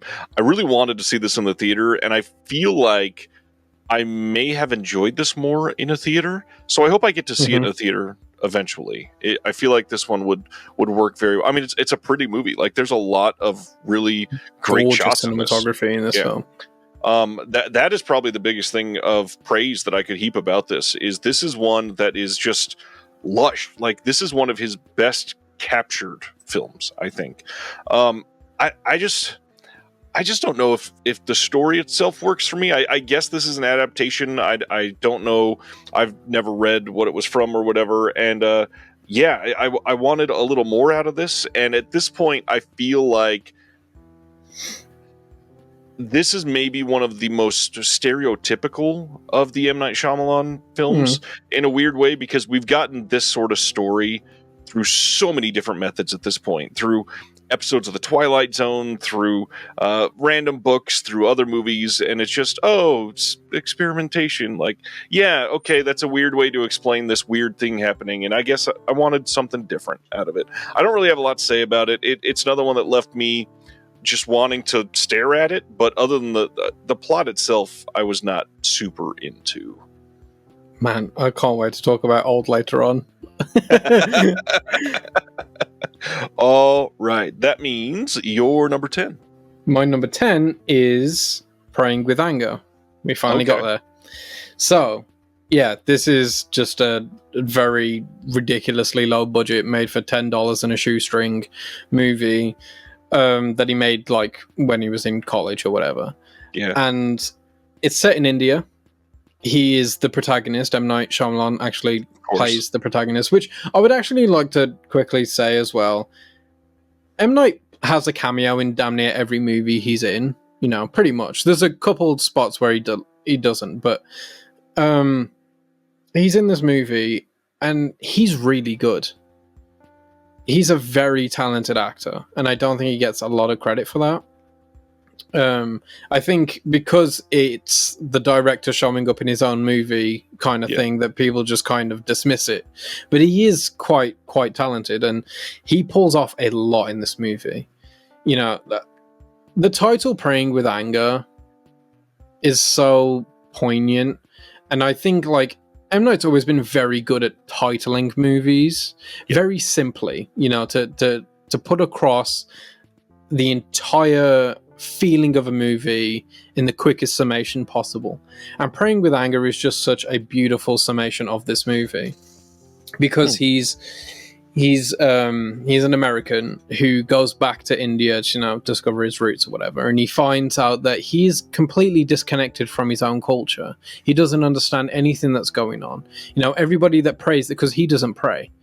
You know, everybody there prays, and though the world around him is very angry, their souls are so peaceful. They are so hopeful. Whereas he seems very docile, but he holds in more anger than anyone around him. You know, and when he does pray, it is with anger. You know, he only has this kind of relationship with religion and faith when he's experiencing turmoil. You know, he doesn't have this positive relationship with faith, and I think it's just such an interesting thing to tackle as a first-time filmmaker. You know, this feels like a legacy project, like in concept. It feels like something M. Night Shyamalan should do very late in his career, you know, when he's coming to an end. But it isn't, you know, it's his first thing. It's something that he completely believed in. And I think it's pulled off very well. It like, there's no copy of this movie that exists that's like more than, you know, 144p or whatever. But regardless, you can tell someone competent is shooting the movie. It is still a very beautifully shot movie. I would love to see a 1080p version of it. I do think it has like a good potential to be very pretty. And it's also shot very matter of fact. You know, he's not trying to play with anything. He is just shooting an experience of a person. And yeah, I think he captures something very specific and personal and translates it very well. So yeah, it's a great movie. Interesting. I definitely want to see it now. That feels like one. Yeah, you kind of captured that there. I feel like that was something that almost now, like as a screw you to, you know, the low period of his career with all the critic problems, I feel like making this now would have been kind of a big step for him. Interesting. Just it's on YouTube, I'm pretty sure. Oh, like in totality, so you can go and watch it there. All right. My number 9, this is the third of the 4 that I saw for the first time, and that is The Visit. I like found footage. I'm a fan of a lot of good found footage films, even some that are bad. I just enjoy. I like the realism aspect of it. This movie isn't bad. It's an enjoyable time. This is a fun movie. Really like Catherine Hahn in this, even though she's not in it a whole lot. I feel like she deserves much more credit as an actress, and she sort of bookends this film in a really fun and entertaining way. God, those grandparents, though, very odd, obviously. And the kids, want to point out the same thing that you did earlier, both very good in what they're doing. Both deliver the tension, both, considering they're actually filming some of it, deliver exactly what they need to be. And the story's interesting. It's just, he has an incredible filmography, or this would be higher. Like in many other filmmakers, this would probably be top 5. He just has a lot of wonderful movies. So, yeah, The Visit at number 9, not one that I, got a profound appreciation for, but I want to watch it again. It was fun. Glad to hear that. Your number 9 is The Visit. So, that's why I didn't say much, because I was like, I'm going to get to it now. So, you are completely right. both of the kids in The Visit are phenomenal. Even like Ed Oxenbould, who plays the young boy, he could be so irritating as a film protagonist. Like, I can easily see how quickly grating that performance could be if it were not handled as well as it is here. Like, he is so adorably goofy, and he like reminds me of like me and other kids that I knew growing up, you know, that are just so not them. You know, he's not himself. He's trying to be something, but he's the most real he is around his sister. Now, I must say, I come from a very big family. I'm like one of 12. Nice. And I'm the youngest. And the one just older than me is my sister, Brittany.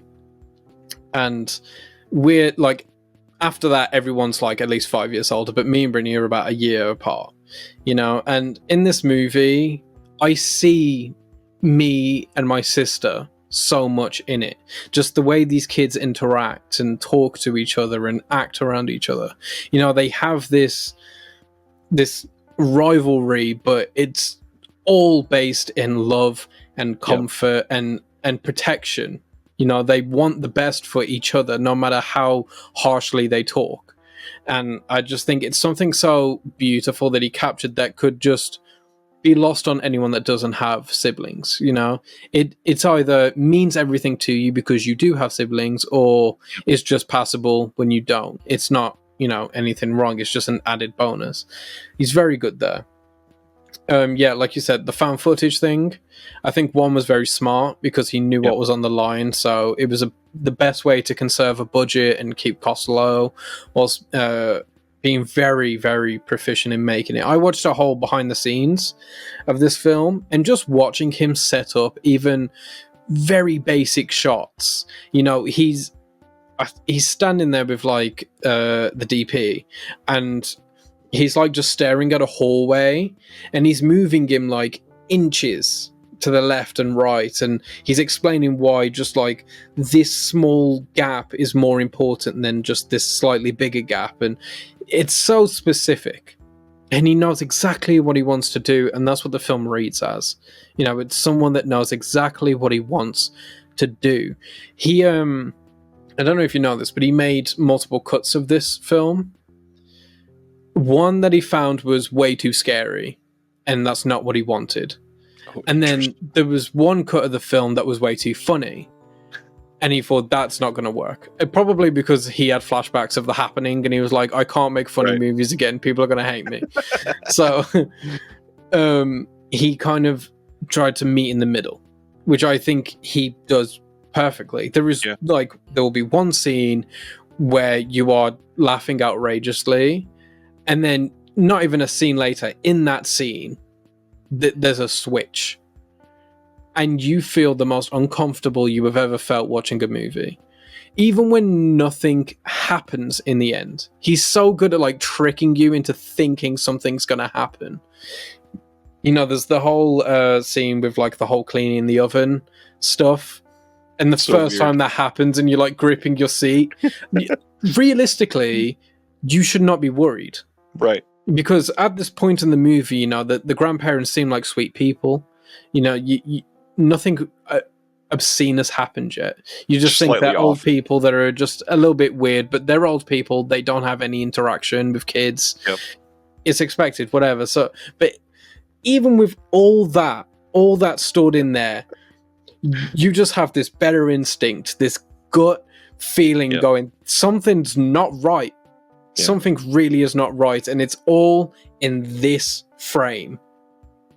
And I just think it speaks to how spectacular he is on a fundamental level as a filmmaker, that he draws out so much out of so little.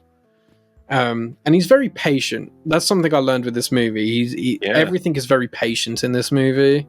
You know, he plays scenes that I think other filmmakers would think are too long. You know, it makes me think of that whole David Lynch thing when he's recording a scene for Twin Peaks, and the producer tells him that the scene's going on for too long, and he loses his mind. Yep. That's how I feel like M. Night Shyamalan is. You know, I don't think he cares what other people are thinking. You know, he knows what this needs. He knows what he wants out of it. And it's so patient. The scene when they're in the foundations of the house, and you know, and they're chasing each other, and then the grandma shows up. Oh, Jesus Christ! Any scene like at nighttime, like when they hid like the camera, say that scene downstairs because they know something's off. Oh God, the reveal scenes. Oh, it's. Oh, I feel heavy thinking about it. It's such a great movie, spectacular found footage. And yeah, I have a video on it, so go and watch it because it's very important for M. Night. I totally forgot something that I did want to touch on, and I'm surprised that neither one of us have used the word twist yet, since that's what everybody likes to throw around about M. Night. This movie, the twist definitely worked for me. This is the first, of the newer ones that I didn't feel like it was telegraphed. But I will say, and I'm trying not to spoil all these in this, but it's really hard, isn't it? If you don't want the visit spoiled, fast forward like 30 seconds, because I think this is one thing that has to be touched on. I think that to set up the tension between the mother and the parents the way that he did, which was very well, like something obviously happened in their past and they have this bad relationship, but then for her to not watch the handoff of children to parents to verify that they get there safely. As a parent myself, that is one of the dumbest things in a movie I've seen in a long time. Like, no offense, because I love what you did. I love the movie. To not verify that your kids are with the right people, just there's nothing that works about that. No one ever would have let that happen, especially if you have a negative relationship in the past with those people. Yeah, that is... Obviously, I'm not a parent, so I can't really speak to the feeling of that, but it does feel quite odd and a bizarre choice, but I think the twist still works. Because by the time the twist comes around, you kind of forget about that, you know? And that moment when they're on that call with the mother and she does, you know, she says what she says. I don't want to spoil it. So she says what she says, and that realization sinks in.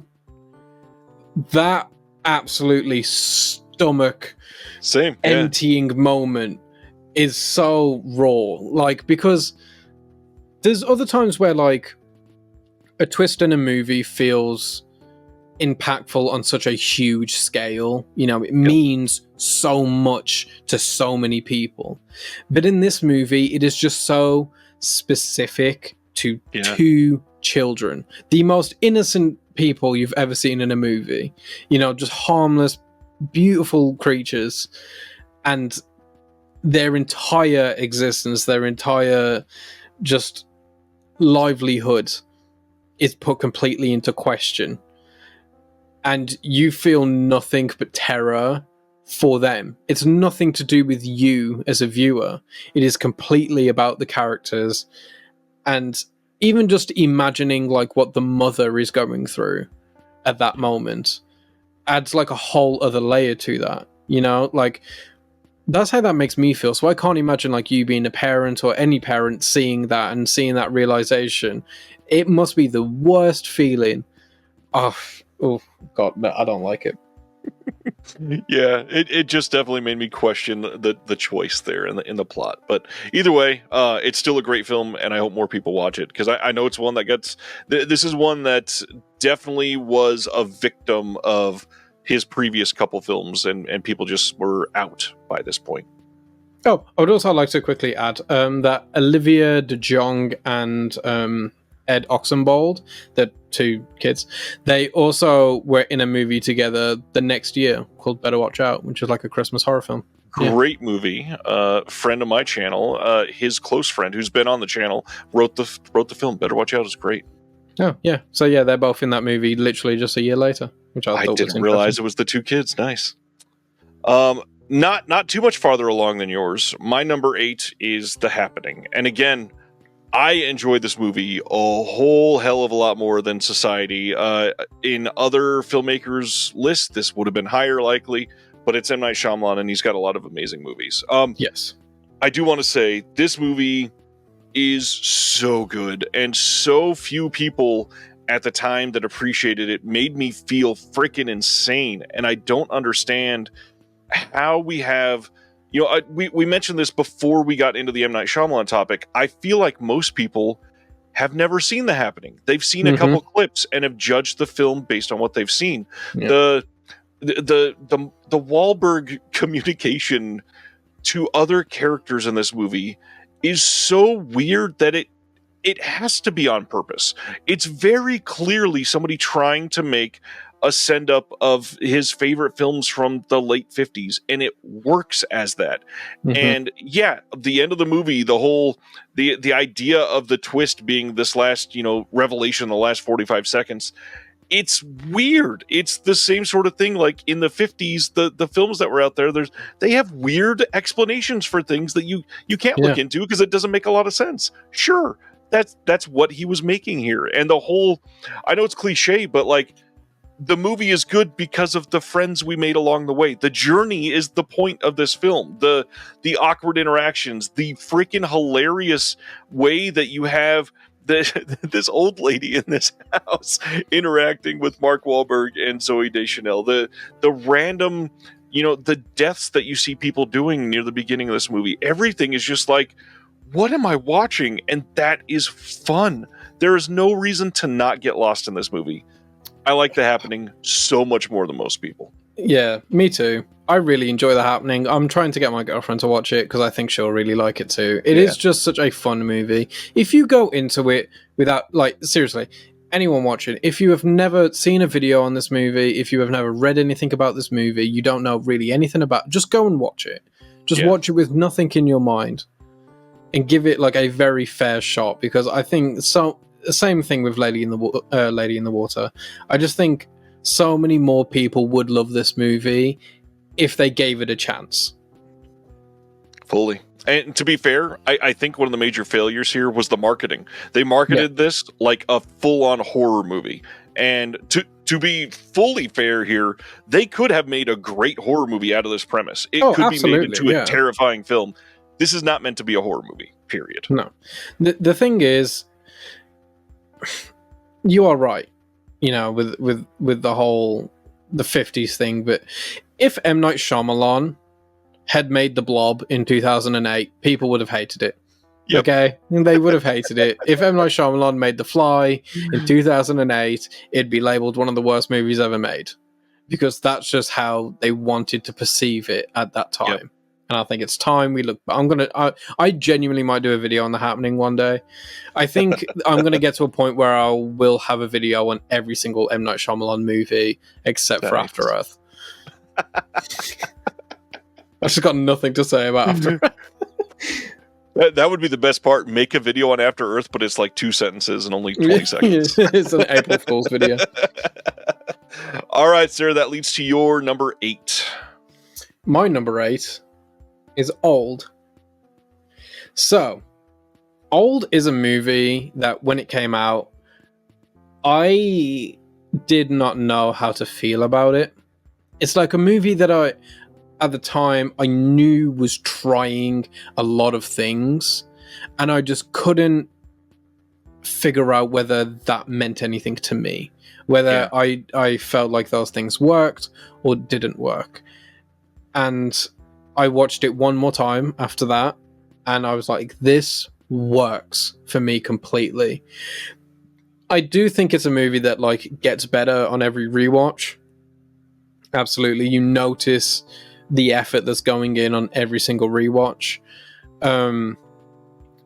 Just the beauty of it. There's this one shot of the rib cage, and it's one of my favorite M. Night Shyamalan shots ever. It's just of the rib cage, and it's inside, and you can see all the characters in between each rib, except in the last one, in the last couple of ribs, it's just the rocks of the wall, which is a character in itself, and I think it's so beautiful that gets its whole slot by itself. It has very good scares, genuinely good scares, like the first time you see that body that's in the water, beautiful, very good timing. And in the cave with the light, with the woman that's breaking her bones, genuinely thrilling filmmaking, absolutely stellar. The concept is very weird. Like Very. it's a weird movie, and the way he handles it is very weird. I will say I have read the source material. The film is better. It Oh, handles it interesting. fantastically. I think this is one of those things that works better in this condensed format. I think the speed of the movie helps the concept of it, you know? And during the one moment where the two kids have grown up and they're next to this campfire on the beach and they're just talking about their entire life, which has just been the past day. It's so gorgeous. And there's a line where they say, "Why did we ever want to leave this place?" And I don't know, there's something about it, just it's gorgeous. And I think he's trying a lot to say how infantilized we are. You know, how we grow up, but we never really grow up. You know, you think when you're a kid that adults have it figured out and adults know the world and they understand everything, and then you become an adult and you don't download all this knowledge. You're there and you're like, okay, I'm older, but I still don't know anything. You know, I'm scared. I have to phone the doctors myself now. How do you do that? You know, and I think he does a very good job of demonstrating how insignificant we still feel as we get old. You know, age has no correlation to anything but experience. So yeah, I think he handles it very well. It's a very beautiful movie. Visual feast, the entire thing. There are shots in this that are, even after, gosh, by this point, almost 26 years or whatever of filmmaking, that are like, whoa, he could do that? It's an impressive visual film. Old is one of those movies where he took his greatest step in experimentation visually. Yeah. Well, speaking of visual experimentation, my number 7 is the first mention between us of the trilogy, and I'm going to go with Glass. I like Glass a lot. I know that critics and a lot of people that loved Unbreakable and Split didn't love it, but this movie, I don't know, maybe I kept my expectations fairly well in check, but at this point, like, Bruce Willis and Samuel L. Jackson are old.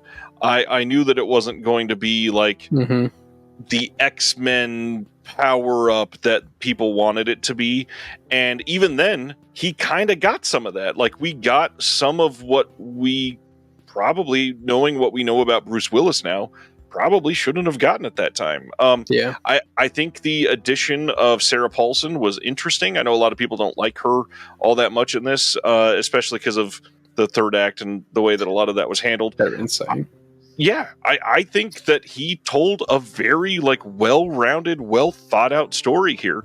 And at this point, like, you probably know a lot more about the behind the scenes. I'm not sure if he planned on all of this from the beginning or whatever. It feels like he did. It feels like he knew what he was doing from Jump Street. And I don't know, it feels like a gift that we got these 3 films. Unbreakable could have been a great standalone film, sure. But I'm so glad that we got the other 2 alongside it. The colors in this movie are some of the most vibrant in any of his films overall, period. Anya Taylor-Joy, also great in this. But literally everybody in this movie is great. And the fact that he got, like, minor characters to come back from Unbreakable is wild. I appreciate so much about this. It is, I don't know. I feel like I'm proud on his behalf that this feels like a personal achievement that he was setting out to do, and I'm so glad that we have it. I mean, as far as I know, there was no planning of this trilogy. I do know that when Unbreakable came out, there were rumors that there was going to be, like, a second Unbreakable movie, and M. Night Shyamalan, like, has confirmed many times that he'd never planned on making a sequel to that movie. There was a time in the late 2000s when he was discussing it with Samuel L. Jackson, but at the time, The Happening had just come out and stuff like that. He was getting trashed. He couldn't get much money for projects or whatever. So he knew he couldn't make the movie he wanted to. So they put it on the back burner. But every now and then, apparently, he would hit up Samuel L. Jackson just to make sure that if it is ever time to go, are you ready? And I think, like every couple of years, he would still call him and just say, if I decide to make this movie, are you in? Because I can't ever start putting my hopes up on making one of these movies if you're not going to be in it. I'm so glad he said yes. Yeah. I have a lot to say about Glass later. Good. Number 7 for you then. Number 7 for me is The Village, which some would say is the beginning of the end for M. Night Shyamalan, because he had a very good reputation for The Sixth Sense, Unbreakable, and then Signs. The Village is his 4th movie, as most people would see it. And it was the first time that people doubted whether he had it or not. And I think a lot of that is due to the twist. The twist does not work for a lot of people. It works for me. Same. Because it does have a couple holes. I wouldn't even say holes. I would just say some oddities to it. So I don't want to spoil it, but just like the way the characters act and interact retroactively puts a lot of stuff in question, considering the twist. But I still think it works indefinitely. It is probably, along with old M. Night Shyamalan's most beautiful movie. It is a very, very gorgeously shot film. Very autumn, fall. It's just gorgeous browns, gorgeous Bryce Dallas Howard. gorgeous movie. And she is phenomenal in this film. Joaquin Phoenix is absolutely incredible in this movie. Adrian Brody, absolutely phenomenal in this movie. Brendan Gleeson, I think, gives a very, very underrated performance in this movie. Overall, it's very good. I like M. Night tapping into like folklore, which is something he had never done and still kind of has never done. The closest he got is with Lady in the Water, which is less folklore, more fantasy. That line is blurred, but there is a line. And I just think the way he handles everything in this movie, it is so different. Again, it's just so different to everything he's done, and it still works. Also, I think this is maybe my favorite Shyamalan cameo, barring one appearance. I love his cameo in this movie because you don't really see him. It is mostly just a voiced role. You just see his face in a lot of reflections, and I think he directs that very well. There's like this one shot where they're in the office and he opens like a fridge door or whatever, there's glass, and it like pans to his face, and then every now and then you'll see something like that, and then you're like, I understand why people were calling him the next Spielberg. Just the way that he conceptualizes a shot is so gorgeous. Like, every time I see that, it's so nonchalant for him. He just does it and we move on. But for me, like, I'm looking at it and I'm thinking, I can't imagine thinking of doing that, of understanding film to such a degree that that's the way you're going to communicate this. It would never occur to me to do that. And I think that's something that makes him special. It's a very well acted movie, and I think it's fantastic. I can't believe people don't like it. I get to talk about it now because this one is my number 6. The twist works for me. I agree with literally everything you said. I think this movie is fantastic. Adrian Brody and Brendan Gleeson, by far my 2 favorite parts of this movie. Not that Bryce Dallas Howard and Joaquin Phoenix aren't amazing. They are. But I expected that. Adrian Brody at this time, I would not have expected this performance. Sure. Brendan Gleeson already showing what he was going to be doing over the next 15 years because he is always amazing. There's some plot holes with the twist, sure, but the movie works. Like, if you just sit down and watch this movie start to finish, you get the like, oh shit moment that he wanted to do. It is completely successful. Yeah, not much else to say. Great colors. Really, really want to highlight the yellow raincoat because, man, when he wears that, that is a stark difference to the background. And Shyamalan has always done great with juxtaposing certain colors to draw your eye somewhere. And man, did he frame that beautifully. I forgot to mention, this is the last of the ones that I watched for the first time. Worked beautifully. Nothing was spoiled for me. It didn't. There's a couple of moments that I kind of thought that the twist was going to be what it was, but there was nothing super telegraphed. It was just well made. The story was great, and I'm a sucker for folk horror, so maybe that's why it worked for me. I don't know why I like that much more than fantasy, but I do. But the movie itself is just, it's a winner. I don't understand why it had the negative reception. Makes no sense. No, I don't. I think it is solely on that twist. I think it just didn't work for a lot of people, and he had this reputation of the twists anyway, so I feel like people judge a movie in its entirety based on the twist, which I think is completely unfair. Because it undoes everything that he was doing before. Also, speaking of folklore horror, have you seen his daughter's movie that came out this year? Not yet. It's on my list for hopefully soon. Yeah. Yeah, it's Night Shyamalan, her debut. It dips into folklore horror, and again, it's not been well received. Not at all. It's been pretty sharp. But me personally, I really liked it. It worked very well for me, and I think it's so odd that like the way I feel about her movie is the way I feel about a lot of M. Night's films, where I feel like it has just been unfairly criticized. It's not perfect at all, at all. Like, it does have a lot of issues, right? But I just think it has a lot going for it. Like, it has a soul, and I think that's a thing many people forget to counter in. Yeah. All right, then. Your number 6. My number 6 is the first mention of this trilogy for me, Split. Now, Split used to be in the top 5 for me. I really, really like Split. I think Split was the first time I watched a film with James McAvoy and started to realize that this guy might be one of the best of his generation. Yep. He really is. And I think if he were in more movies, because he's not, he's not as prolific as I would expect him to be, considering, like, it's not like he couldn't get work.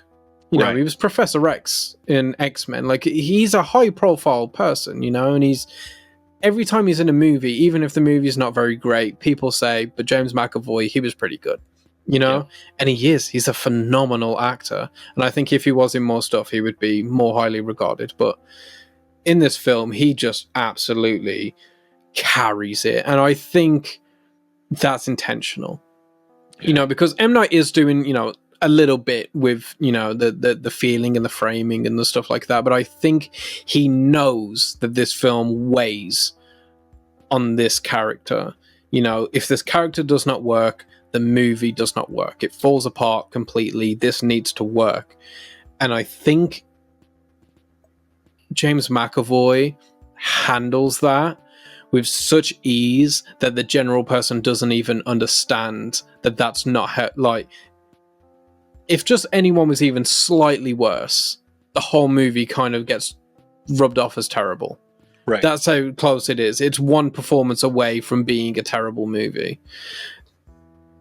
And he cracks the code.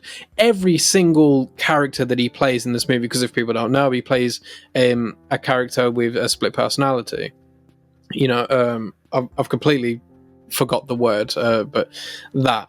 And, he every character that he has, he completely embodies as their own character. They are not a subsidiary of one guy. They are their own person. And I remember there's a lot of criticism towards this movie because how it portrays people with this condition. But I just feel like it's unnecessary pushback. Oh, yeah. It was in the same vein where, like, Buffalo Bill gets a lot of pushback for portraying trans people like in a very bad light. But I think part of inclusion is including a variety, right? Yep. You can't only ever be a good guy or a bad guy or whatever, because then it's just pandering. It's not real characters. And I think James McAvoy plays real characters. It's cartoonish, of course it is, because it's a comic book movie, but he just brings an astounding amount of realism to it, and everyone else does too, by the way, because like Anya Taylor-Joy is in this movie, and she's absolutely great. This is like when she was first starting out. No one really knew who she was. Absolutely brings it. She brings it so well that she stands next to James McAvoy, given the performance of his lifetime, and you still notice that she's there, which is more than enough. It's just great. It's great storytelling. And the reveal that he has a split personality, I think, is really well done. That's not the twist, for anyone wondering, but because you just hear the conversation happening behind this locked door. Yeah. And then, you're like, oh, who's out there? Like, and then they open the door and it's revealed that it's him again, just as Patricia this time, and he's just he's physically a different human being, that he looks different. You recognize him as a different person somehow. It's just a phenomenal movie. And to be fair, the twist isn't that crazy, because generally the twist is that it's part of the Unbreakable trilogy. That's kind of what the twist is.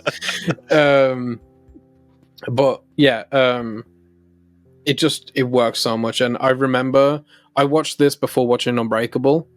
Wow. Because obviously I didn't know it was part of a trilogy. No one did when it first came out. They wasn't marketing that.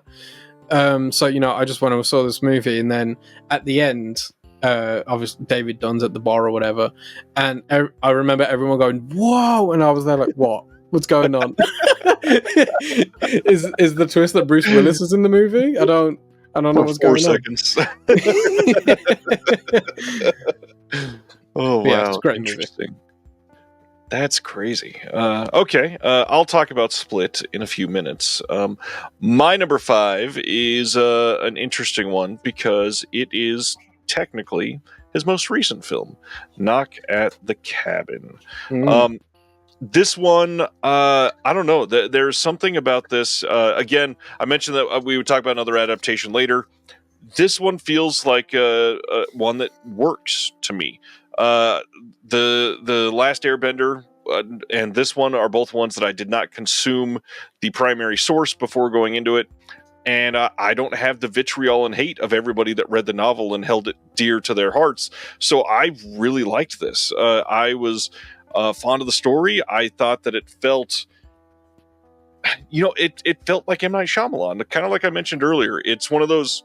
This is a very high stakes film in a very low stakes situation. It's a contained, the world is about to end story, but you're just seeing a sliver of it. And I feel like he is always successful in that moment. Now, it does help when you are getting potentially like 2 of the best performances out of Dave Bautista and Jonathan Groff that you possibly could. And they are both amazing in this movie. Bautista showing why he is probably the best WWE actor ever. Jonathan Groff being, other than what he did in Mindhunter, I think the most compelling part of this film, and part of his career, other than Hamilton too as well. I'm blown away that so many people hated this movie. I was completely drawn in from the first moment. Love the story. I thought it was a massive, massive return to like peak Shyamalan for me. I can't wait to talk about Knock at the Cabin. Great. I'm ecstatic to talk about Knock at the Cabin. All right. Your next pick. But I can't yet, because my number 5 is Glass. Nice. I adore Glass. Glass was a movie that, again, in the similar vein of Old, when it first came out, I watched it. At this point, I had watched Unbreakable. So I watched Unbreakable, and then I rewatched Split, and then I watched Glass. And I didn't know really what to make of it. My expectations, they weren't the same as everyone else's, sure, right, but I still was expecting a different movie than what I got. So I was still trying to process the whole time what I have. And after rewatching it a great many times, I have landed on it being a top 5 Shyamalan. It is absolutely stellar. Everyone is giving 1,000%. Sam Jackson acts in this movie like he hasn't been acting in Marvel movies for the past 10 years. He acts like a real actor. You know, he's straight back to 2000 with Mr. Glass. Like, he's there. Like, he never left. He's so good with it. David Dunn, Bruce Willis, obviously, with his condition and all of that. It is stellar that he managed to pull this one from his soul. And James McAvoy, whatever James McAvoy was taking during the filming of this movie, every actor needs to take. I can't imagine someone else doing this. Just there's one because I in a video, I don't remember what video, I talk about this movie and I show a clip, and it's one of my favorite clips from any M. Night Shyamalan movie where James McAvoy is trying to get out of the room and he gets hit with the flash, and then he flicks between like something stupid like 7 different personalities in such a short amount of time, and it's so funny. It is such a good performance, the way he's flicking through every single one of them, and then he flicks into like this frat bro, and I love it. So like the line delivery where he's like, "I almost got you, bro." It's so funny. He's like, "I see what you're doing with all these lights. That's some buttery shit." And every time he says it, it's so funny. It makes me crease so much. And just the reintroduction of Anya Taylor-Joy's character, and the growth that she has and the empathy that she has for him that nobody else has. You know, she's the only one that really feels for him when she lives in a world where she should hate him the most. You know, it's beautiful. It has a great ending. I think a lot of the vitriol came from how David Dunn's character rounds out. I think a lot of people really hated that, but I think it works. A lot of what he was trying to do with this movie and Unbreakable and Split is how superheroes would be in the real world. You know, it's not The Boys, because that's what The Boys pretends to be. You know, this is like if superheroes were real. But it's like, no, this is what superheroes are like if they're real. You know? And them fighting in like a parking lot is what it would be like. You know, there wouldn't be these grand stages. Exactly. You know, that like there is in Infinity War and Endgame. Superheroes would just be fighting in parking lots. Because where else are you going to fight? You know, on top of skyscrapers, of course. And I think he plays with the conventions of comic book movies so well. I think this came out at the perfect time as well, like after all of the MCU has happened, and he has more to play with when it comes to the conventions. And I love Sarah Paulson's inclusion. I think she is absolutely fantastic in this movie. Anyone that is telling you that she's bad is lying to you.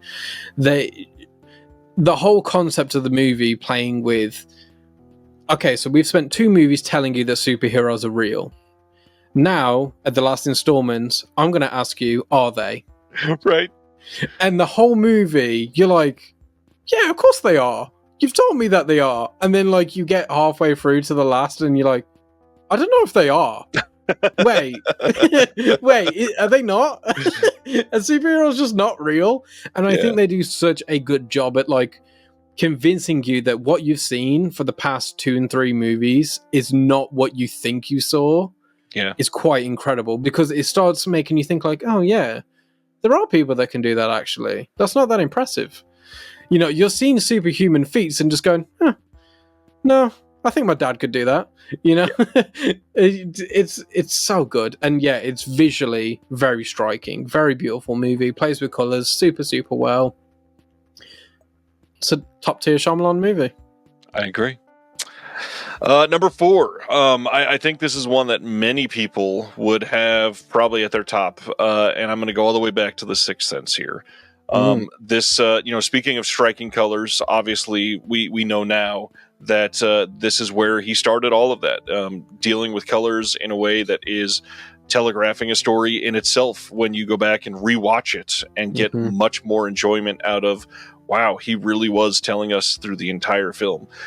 Figuring out that he is somebody that loves twists and revealing twists, and just the imagery in this that stuck with me for years.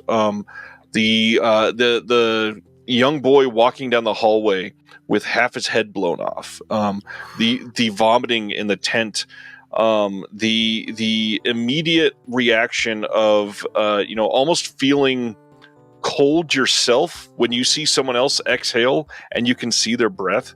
That all stems from this film for me. It is one of those that first really made me feel genuine fright while watching a film, and he just wrote it brilliantly. Love this movie, love almost everything about it, but one thing that I really want to say is this is the first film ever that made me fall in love with Toni Collette.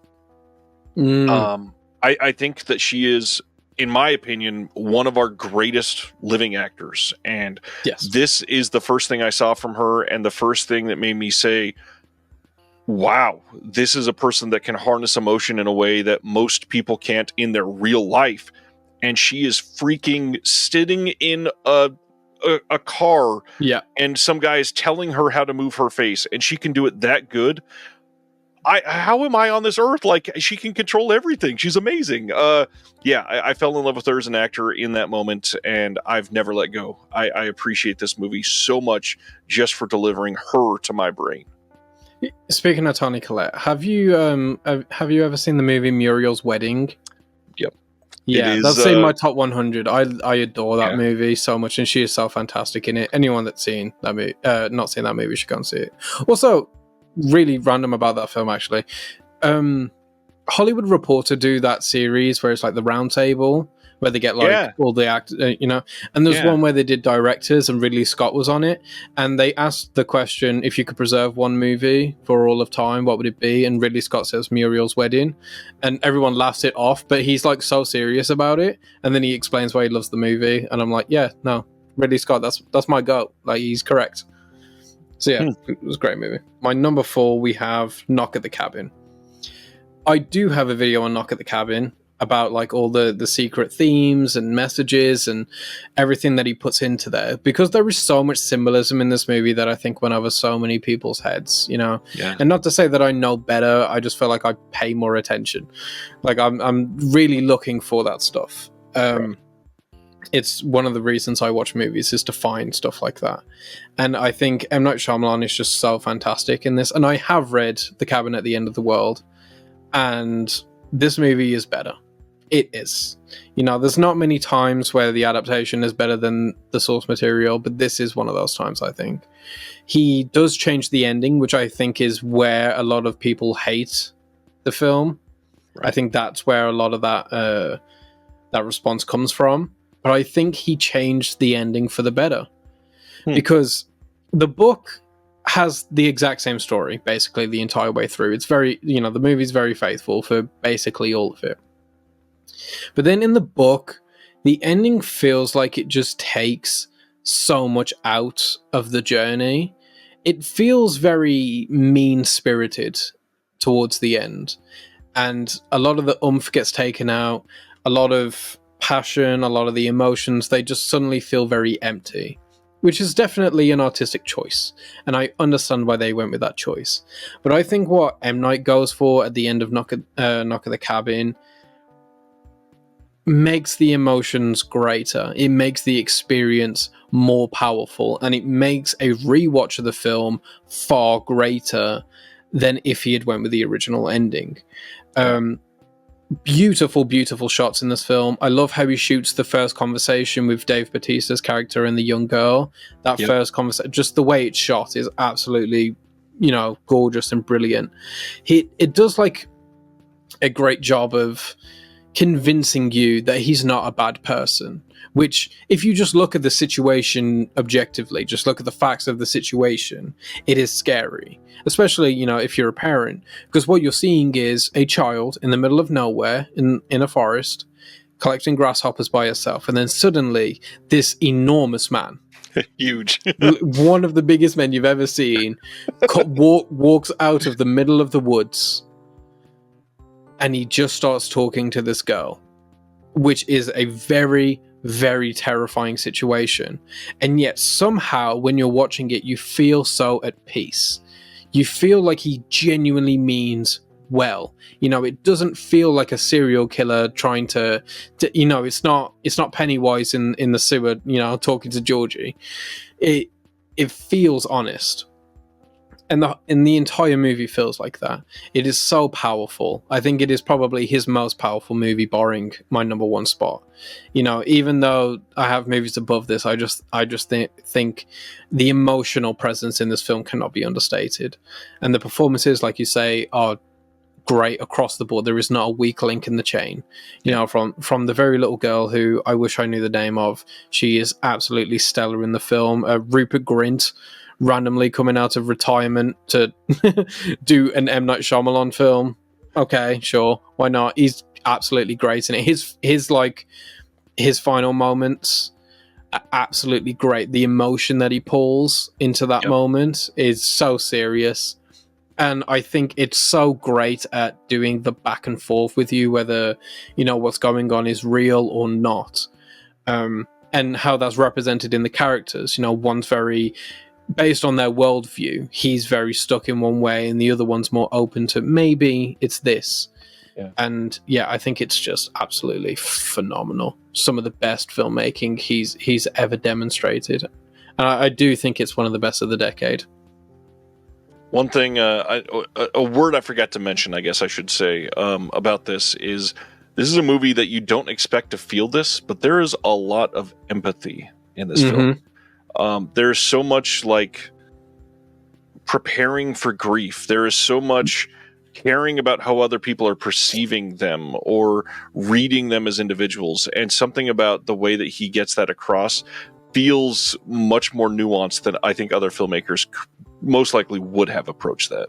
Yeah, I mean, my video on this is one of my favorite videos that I've made. Now that I'm thinking about it, it is important to me. And I remember when this film came out, I looked at the Rotten Tomatoes score, which is completely superfluous, by the way, to anyone. It means nothing. But I looked at it and I saw that it had like a 60% or something. Like, it was very mixed. And as soon as I saw that, I was like, we're so back.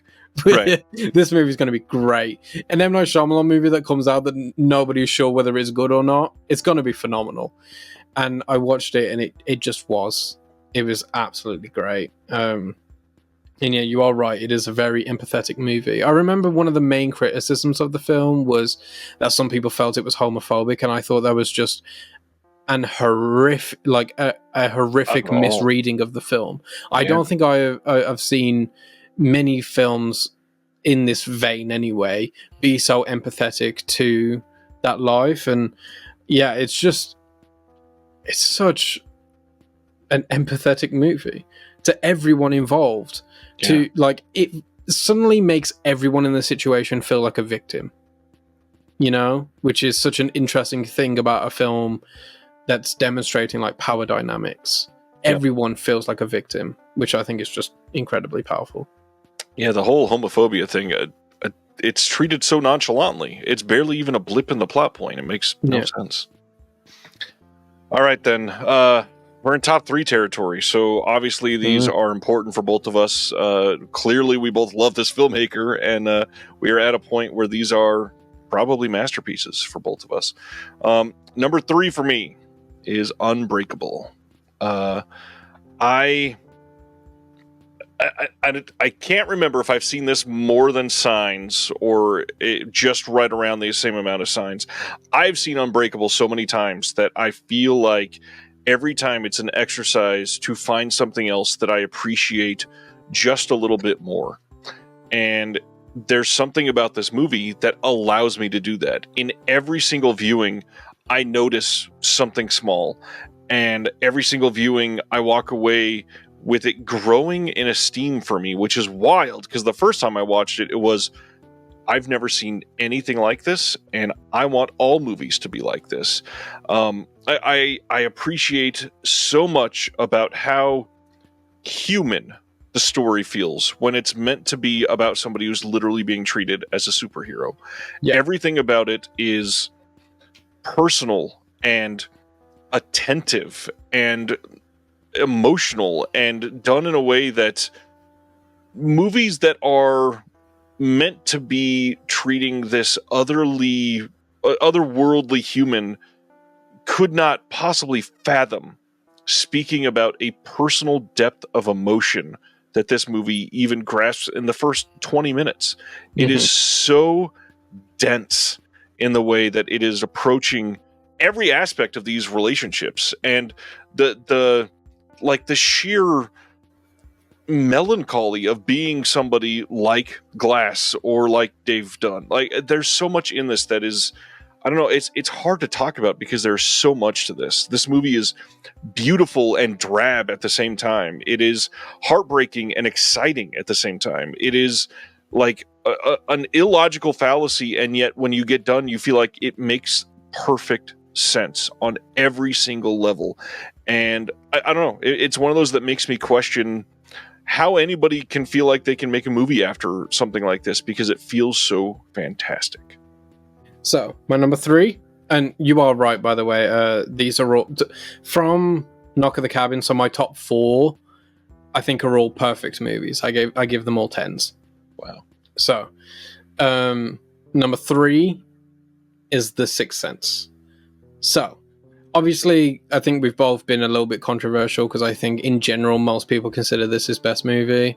Yeah. And I get why. I do think he has done a little bit of sense, but it is really good. Like, it's one of those movies that you get told how good it is so much, and then you see it, and it is just still that good. Like, a lot of the times when people tell you how good a movie is, you know, and they keep rabbiting that point, and then you finally watch it, and you're like, okay, it's good, but like, you overblew it a little bit. But The Sixth Sense is better than you're told it is. It is just phenomenal, and you are right. Toni Collette in this movie is one of the most heartbreaking characters M. Night has ever written. I think that's something we haven't touched on really as well yet, is M. Night Shyamalan as a writer, you know? Yeah. Because he's one of those people that his films are a complete vision, you know, from script level to directing to editing to like, it is, you know, him completely. He is a true auteur, and his writing in The Sixth Sense, which is actually quite funny because he wrote this movie the same year he wrote Stuart Little, which I just thought is like a funny, weird little thing that he did. It is just so empathetic and emotionally driven. That final scene with Toni Collette in the car, you know, it's heartbreaking, makes me cry every time I see it. She just pulls so much out of it, and the twist is very famous of the film. You know, it's obviously very famous, but it's one of those rare circumstances where the twist makes rewatches of the movie better. You know, there's most of the time when a twist happens in a film, it will take the oomph out of your next watches, you know, because you know what's going on. Yep. Whereas in this, the twist makes what you've seen much more layered, and it makes rewatches so much more deep because you're looking for things. And M. Night Shyamalan managed to shoot this movie completely different ways. There is 2 ways to view this movie, you know? So every shot has 2 intentions. Yep. And it is so masterful that he managed, like, he cracks the code in that. I think the best example of that is without spoiling obviously, is the one scene where he's sitting with Toni Collette's character and Haley Joel Osment comes through the door and then she goes off to, you know, make the tea or whatever. Just the implication of that scene when you're first watching it to when you're watching it secondly is just so wild, you know. And it's funny, like, seeing it on the second time because he is beating you over the head with it. It is honestly so obvious in retrospect. He's not subtle about it at all, but you just don't see it coming. He is so good at handling this story and this narrative. And again, the character arcs that they go through. Haley Joel Osment, as we said, you know, because he's very good with child actors, is probably the best example of a child actor in one of his movies. Oh yeah. Oscar nominee Haley Joel Osment, just deservedly absolutely fantastic. Absolutely fantastic. I think in a movie with Bruce Willis and Toni Collette, the fact that Haley Joel Osment still stands out. You know, that in the scene where he infamously says, you know, the famous line or whatever to Bruce Willis, his whole performance in that scene is something of a seasoned veteran, and he's not. It's astounding. It's a great movie. I love everything you said about it. Yeah, this movie's it's a perfect movie, literally. We're already on number two. Number two, it was a little lower on your list, but I kind of adore Split. Mm-hmm. So Split is here primarily because I was a psych major in college. I appreciate the mind. I appreciate the study behind dissociative identity disorder. There it is, DID. Yeah.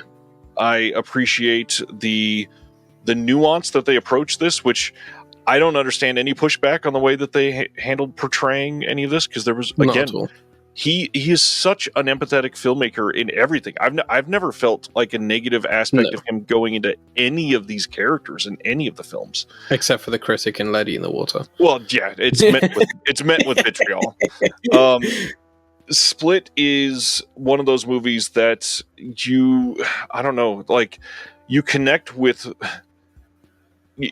with one actor and multiple characters in a way that you didn't really think was possible, and you're feeling the empathy because of how it's filmed, of like, well, shit, he is going through so much as an individual, and not just to portray all of this, but to live that life. And then the last 15 minutes happens, and it gripped me. Like, some of the scenes of, you know, McAvoy crawling up the wall, I remember sitting up in the theater and going like, oh shit, we are in for it. This is amazing. And I did not expect any of that to be happening like that. I don't know. It was just, this is like one of the most captivating of his films, I feel like. I get lost in certain scenes of this and truly appreciate the way that McAvoy just lives in this. He is an otherworldly actor. This ability should not be possible. And he is everything that you would hope for somebody that is trying to portray such an interesting identity disorder. Like, that's such an unfathomable thing for anybody that's not experiencing it, and yet he does it flawlessly. And then, of course, we get the last 30 seconds. And seeing this opening weekend when nobody knew about this, and hearing an entire theater go, oh, what the fuck, was like one of the best moments in cinematic history for me, seeing this in a theater, because it is that mind-blowing of twist, I guess, is the best way to I hate to use the word twist here, but it is.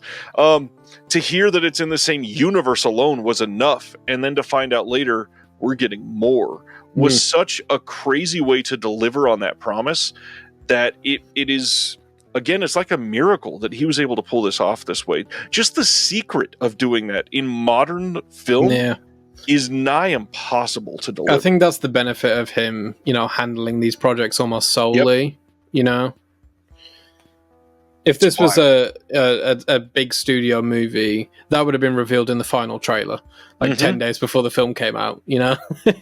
And people would have expected Bruce to be in it for like 30 minutes, even though he was barely in it. And then they would have hated the movie afterwards. Yep. And instead, I truly think this is a masterpiece. Like, this is everything I hope for in a movie that M. Night directs. This is amazing. I absolutely understand. Like, even though I have it at 6, it's still like a 9 out of 10 to me. Like, it's an absolutely incredible movie. And I think also, we say, like, you know, McAvoy transforms into all of these characters, but he does it so well, you remember them, you know. It's so difficult, like, but somehow, like, I know Patricia, you know Kevin, like, he manages to make you remember all of these characters that technically have the same face, but you just remember them all as complete individuals. Well, and it's almost worse because it's the same face, the same wardrobe. There's no other cues other than McAvoy's personality that changes it, which should never work in a film, and it totally does. Yeah, he's transformed. He's absolutely incredible. All right, number 2. So my number 2 used to be my number 1 forever. This was always my number 1 until recently. which is Unbreakable. Wow. Yeah. I had Unbreakable at number one for basically ever since I saw it. It is such an individual movie in the huge landscape of comic book movies. You know, he was making commentary on comic book characters in the year 2000. Spider-Man hadn't even come out yet. Right. It's the same year X-Men came out. Like, he was so ahead of the curve, you know, on deconstructing the superhero genre before it was even really a thing. You know, the most popular superhero movies that came out before that was like Superman in 78 and Batman in 89 and Blade in 98. Like, that was basically all you had. And he still manages to just decode the whole genre and all of the concepts so very well. And Mr. Glass, Sam Jackson, in this movie, might be my favorite Sam Jackson performance. You know, he just has such an understanding of his world. You know, and I specifically love the one scene where he's showing that customer the artwork of the two, of the hero and the villain, and he's explaining the physiognomy of drawing a villain and a hero, about how the cheekbones are different and how the eyebrows have to be drawn differently, so just when you're looking at something you understand it. You know, you don't have to know these characters to understand their part in their story. And I think M. Night inserts that because he himself has that understanding. In every film, he has that, but he also plays with that, and he plays with that in this movie. You know, Mr. Glass, he's frail, he's in a wheelchair, you know, but he's kind of the villain. And David Dunn, you know, he's a pretty big guy, you know, at this point. He's, you know, his superpower is super strength, you know. He's the more intimidating of the two, but he's the hero. And I love his use of colors with the purple and the greens. I love how miserable the cinematography is. You know, it's always raining. It's very blue, very melancholic. I love the M. Night cameo in this movie. Oh, I forgot to mention it as well. I love the M. Night cameo in The Sixth Sense, by the way, when he's like at the jury, whatever. It's great. But I love his cameo in Unbreakable. It's so good. He's just there for like one random second. I love how individual David Dunn's powers are. You know, they are kind of realistic. You know, they're not insane Marvel powers. They are high intuition. You know, high intuition, slightly stronger than the average human. It's not like completely unbelievable, which I think is why Glass works so well, but yeah, just the way he plays with conventions, the cinematography, the layers that this goes through. His kid, when he's got the gun at the dinner table, I don't think I've ever felt more tense in a movie before. It's just perfect movie. Samuel L. Jackson is such a dick in this movie. Yeah. Oh, and the twist. I'm not going to say what the twist is, but this, I think, is the best M. Night Shyamalan twist.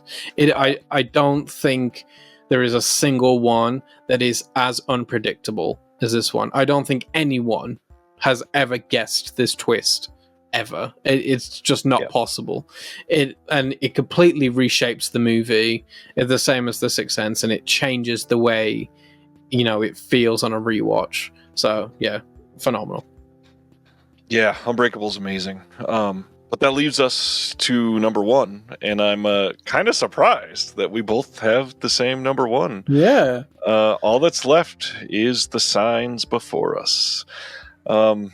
Signs is essentially an alien invasion film that is told through stories of grief and through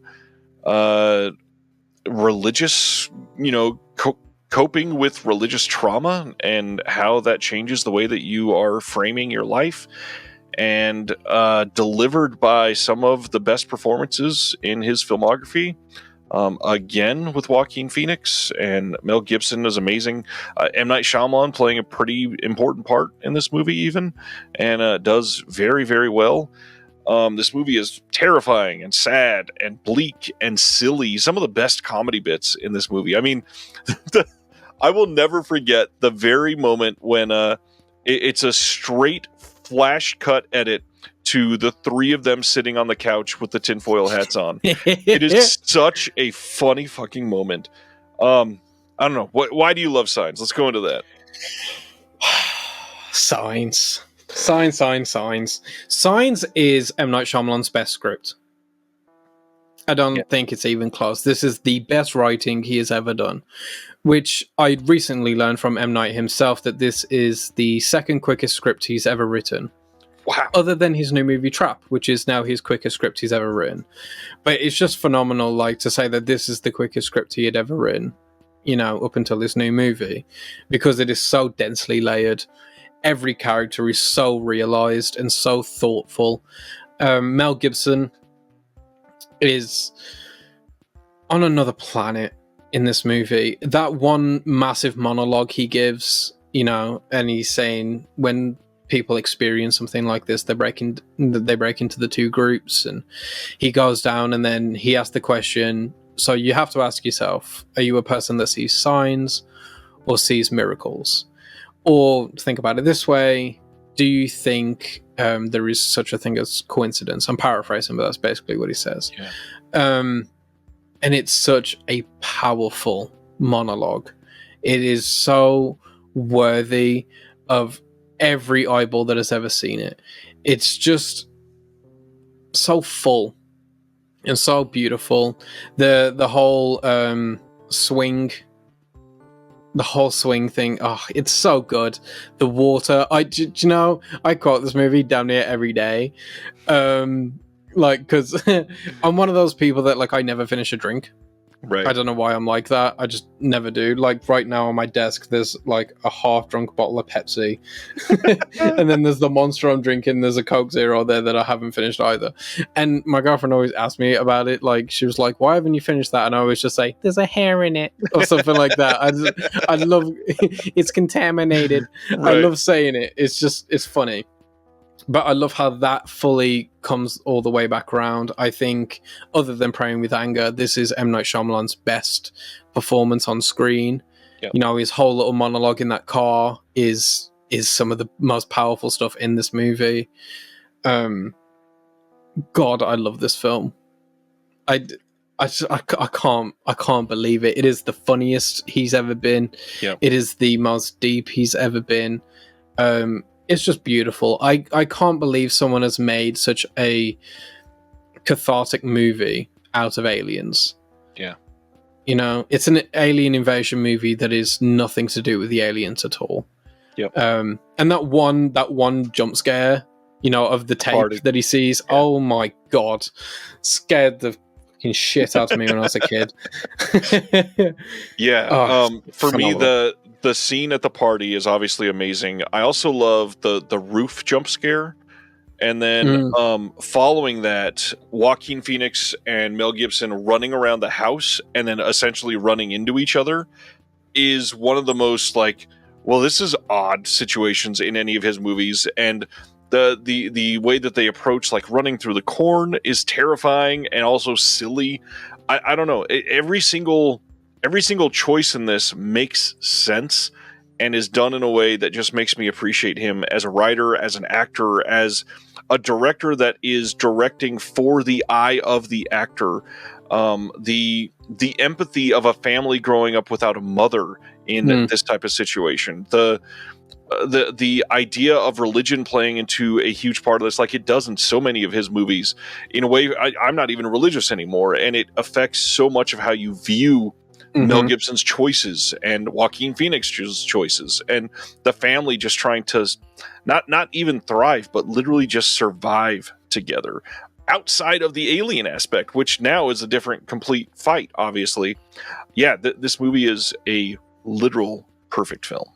Yeah, I mean, all the religious stuff in this film is great. I'm not religious, never have been, but I've always found religion to be a very interesting topic, and I think it has so much meat when it comes to characters, and I think M. Night also understands that. And yeah he pours so much of that into this film, and it just works so well.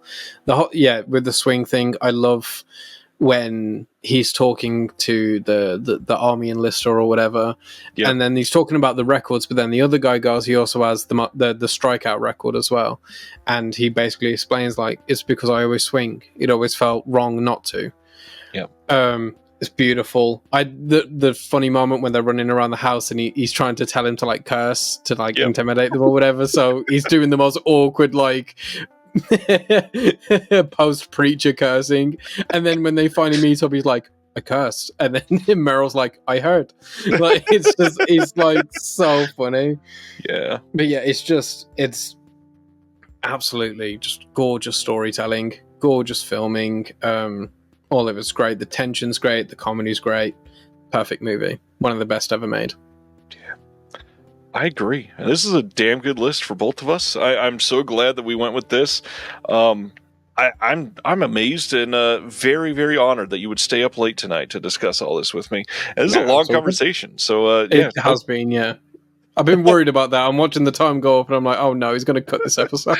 Not at all. No, this is going to be probably a single cut. I feel like so much of this is important. I mean, Shyamalan doesn't get the love, but also the stuff that we talked about before that is, it's a part of modern film, and a lot of people just aren't discussing it, and I think it needs to be out there. Well, very lovely to be here. I don't get to do these things often, except for the times that I'm dragged onto They Live by Film to talk about Fast and Furious or something like that. So, yeah, I appreciate you having me. Absolutely, and now I feel like we kind of should plan another one for a handful of months from now, do another film. Oh, dude, absolutely. I'd love to be on a live show also, just so you know, because I've never been on a live anything. So, well, if you're going to be up late, we can do it. Unfortunately, your time, that's what, like 3:30 in the morning, 4:30 in the morning. Yeah, I mean, during weekdays anyway. Like, obviously, it's not going to be a weekday, but during weekdays for work, I'm already up at 4:00 anyway, so it's not that crazy of an adjustment. We'll have to talk, because I think you'd be perfect for it. Great. All right. Well, as I said at the beginning, everybody go subscribe to Krit. And I mean, the first thing I'd say, go look through all the videos, and what catches your eye at first, throw those in your watch later playlist and give them the attention they deserve. They're not super long. They're perfect size, like bite size to watch 1 or 2 a day, something like that. But then go challenge yourself. Some of the essays that you've got up there are ripe for discovery, are something that I think people should be finding, and I don't know, opening your boundaries of what you watch or choose to watch, or rediscovering a movie that you thought was bad. Although I have a feeling that this discussion probably is going to ruffle some feathers for people that thought M. Night Shyamalan was bad. So it always happens. It's fine. Go rediscover the Shyamalan. But again, thank you for being on here, and we'll see you all on the next one. Thank you for watching The Disconnected. On the way out, make sure that you are subscribed to the channel, that you've liked the video, and that you've copied the link to be able to share it with someone else that may appreciate this.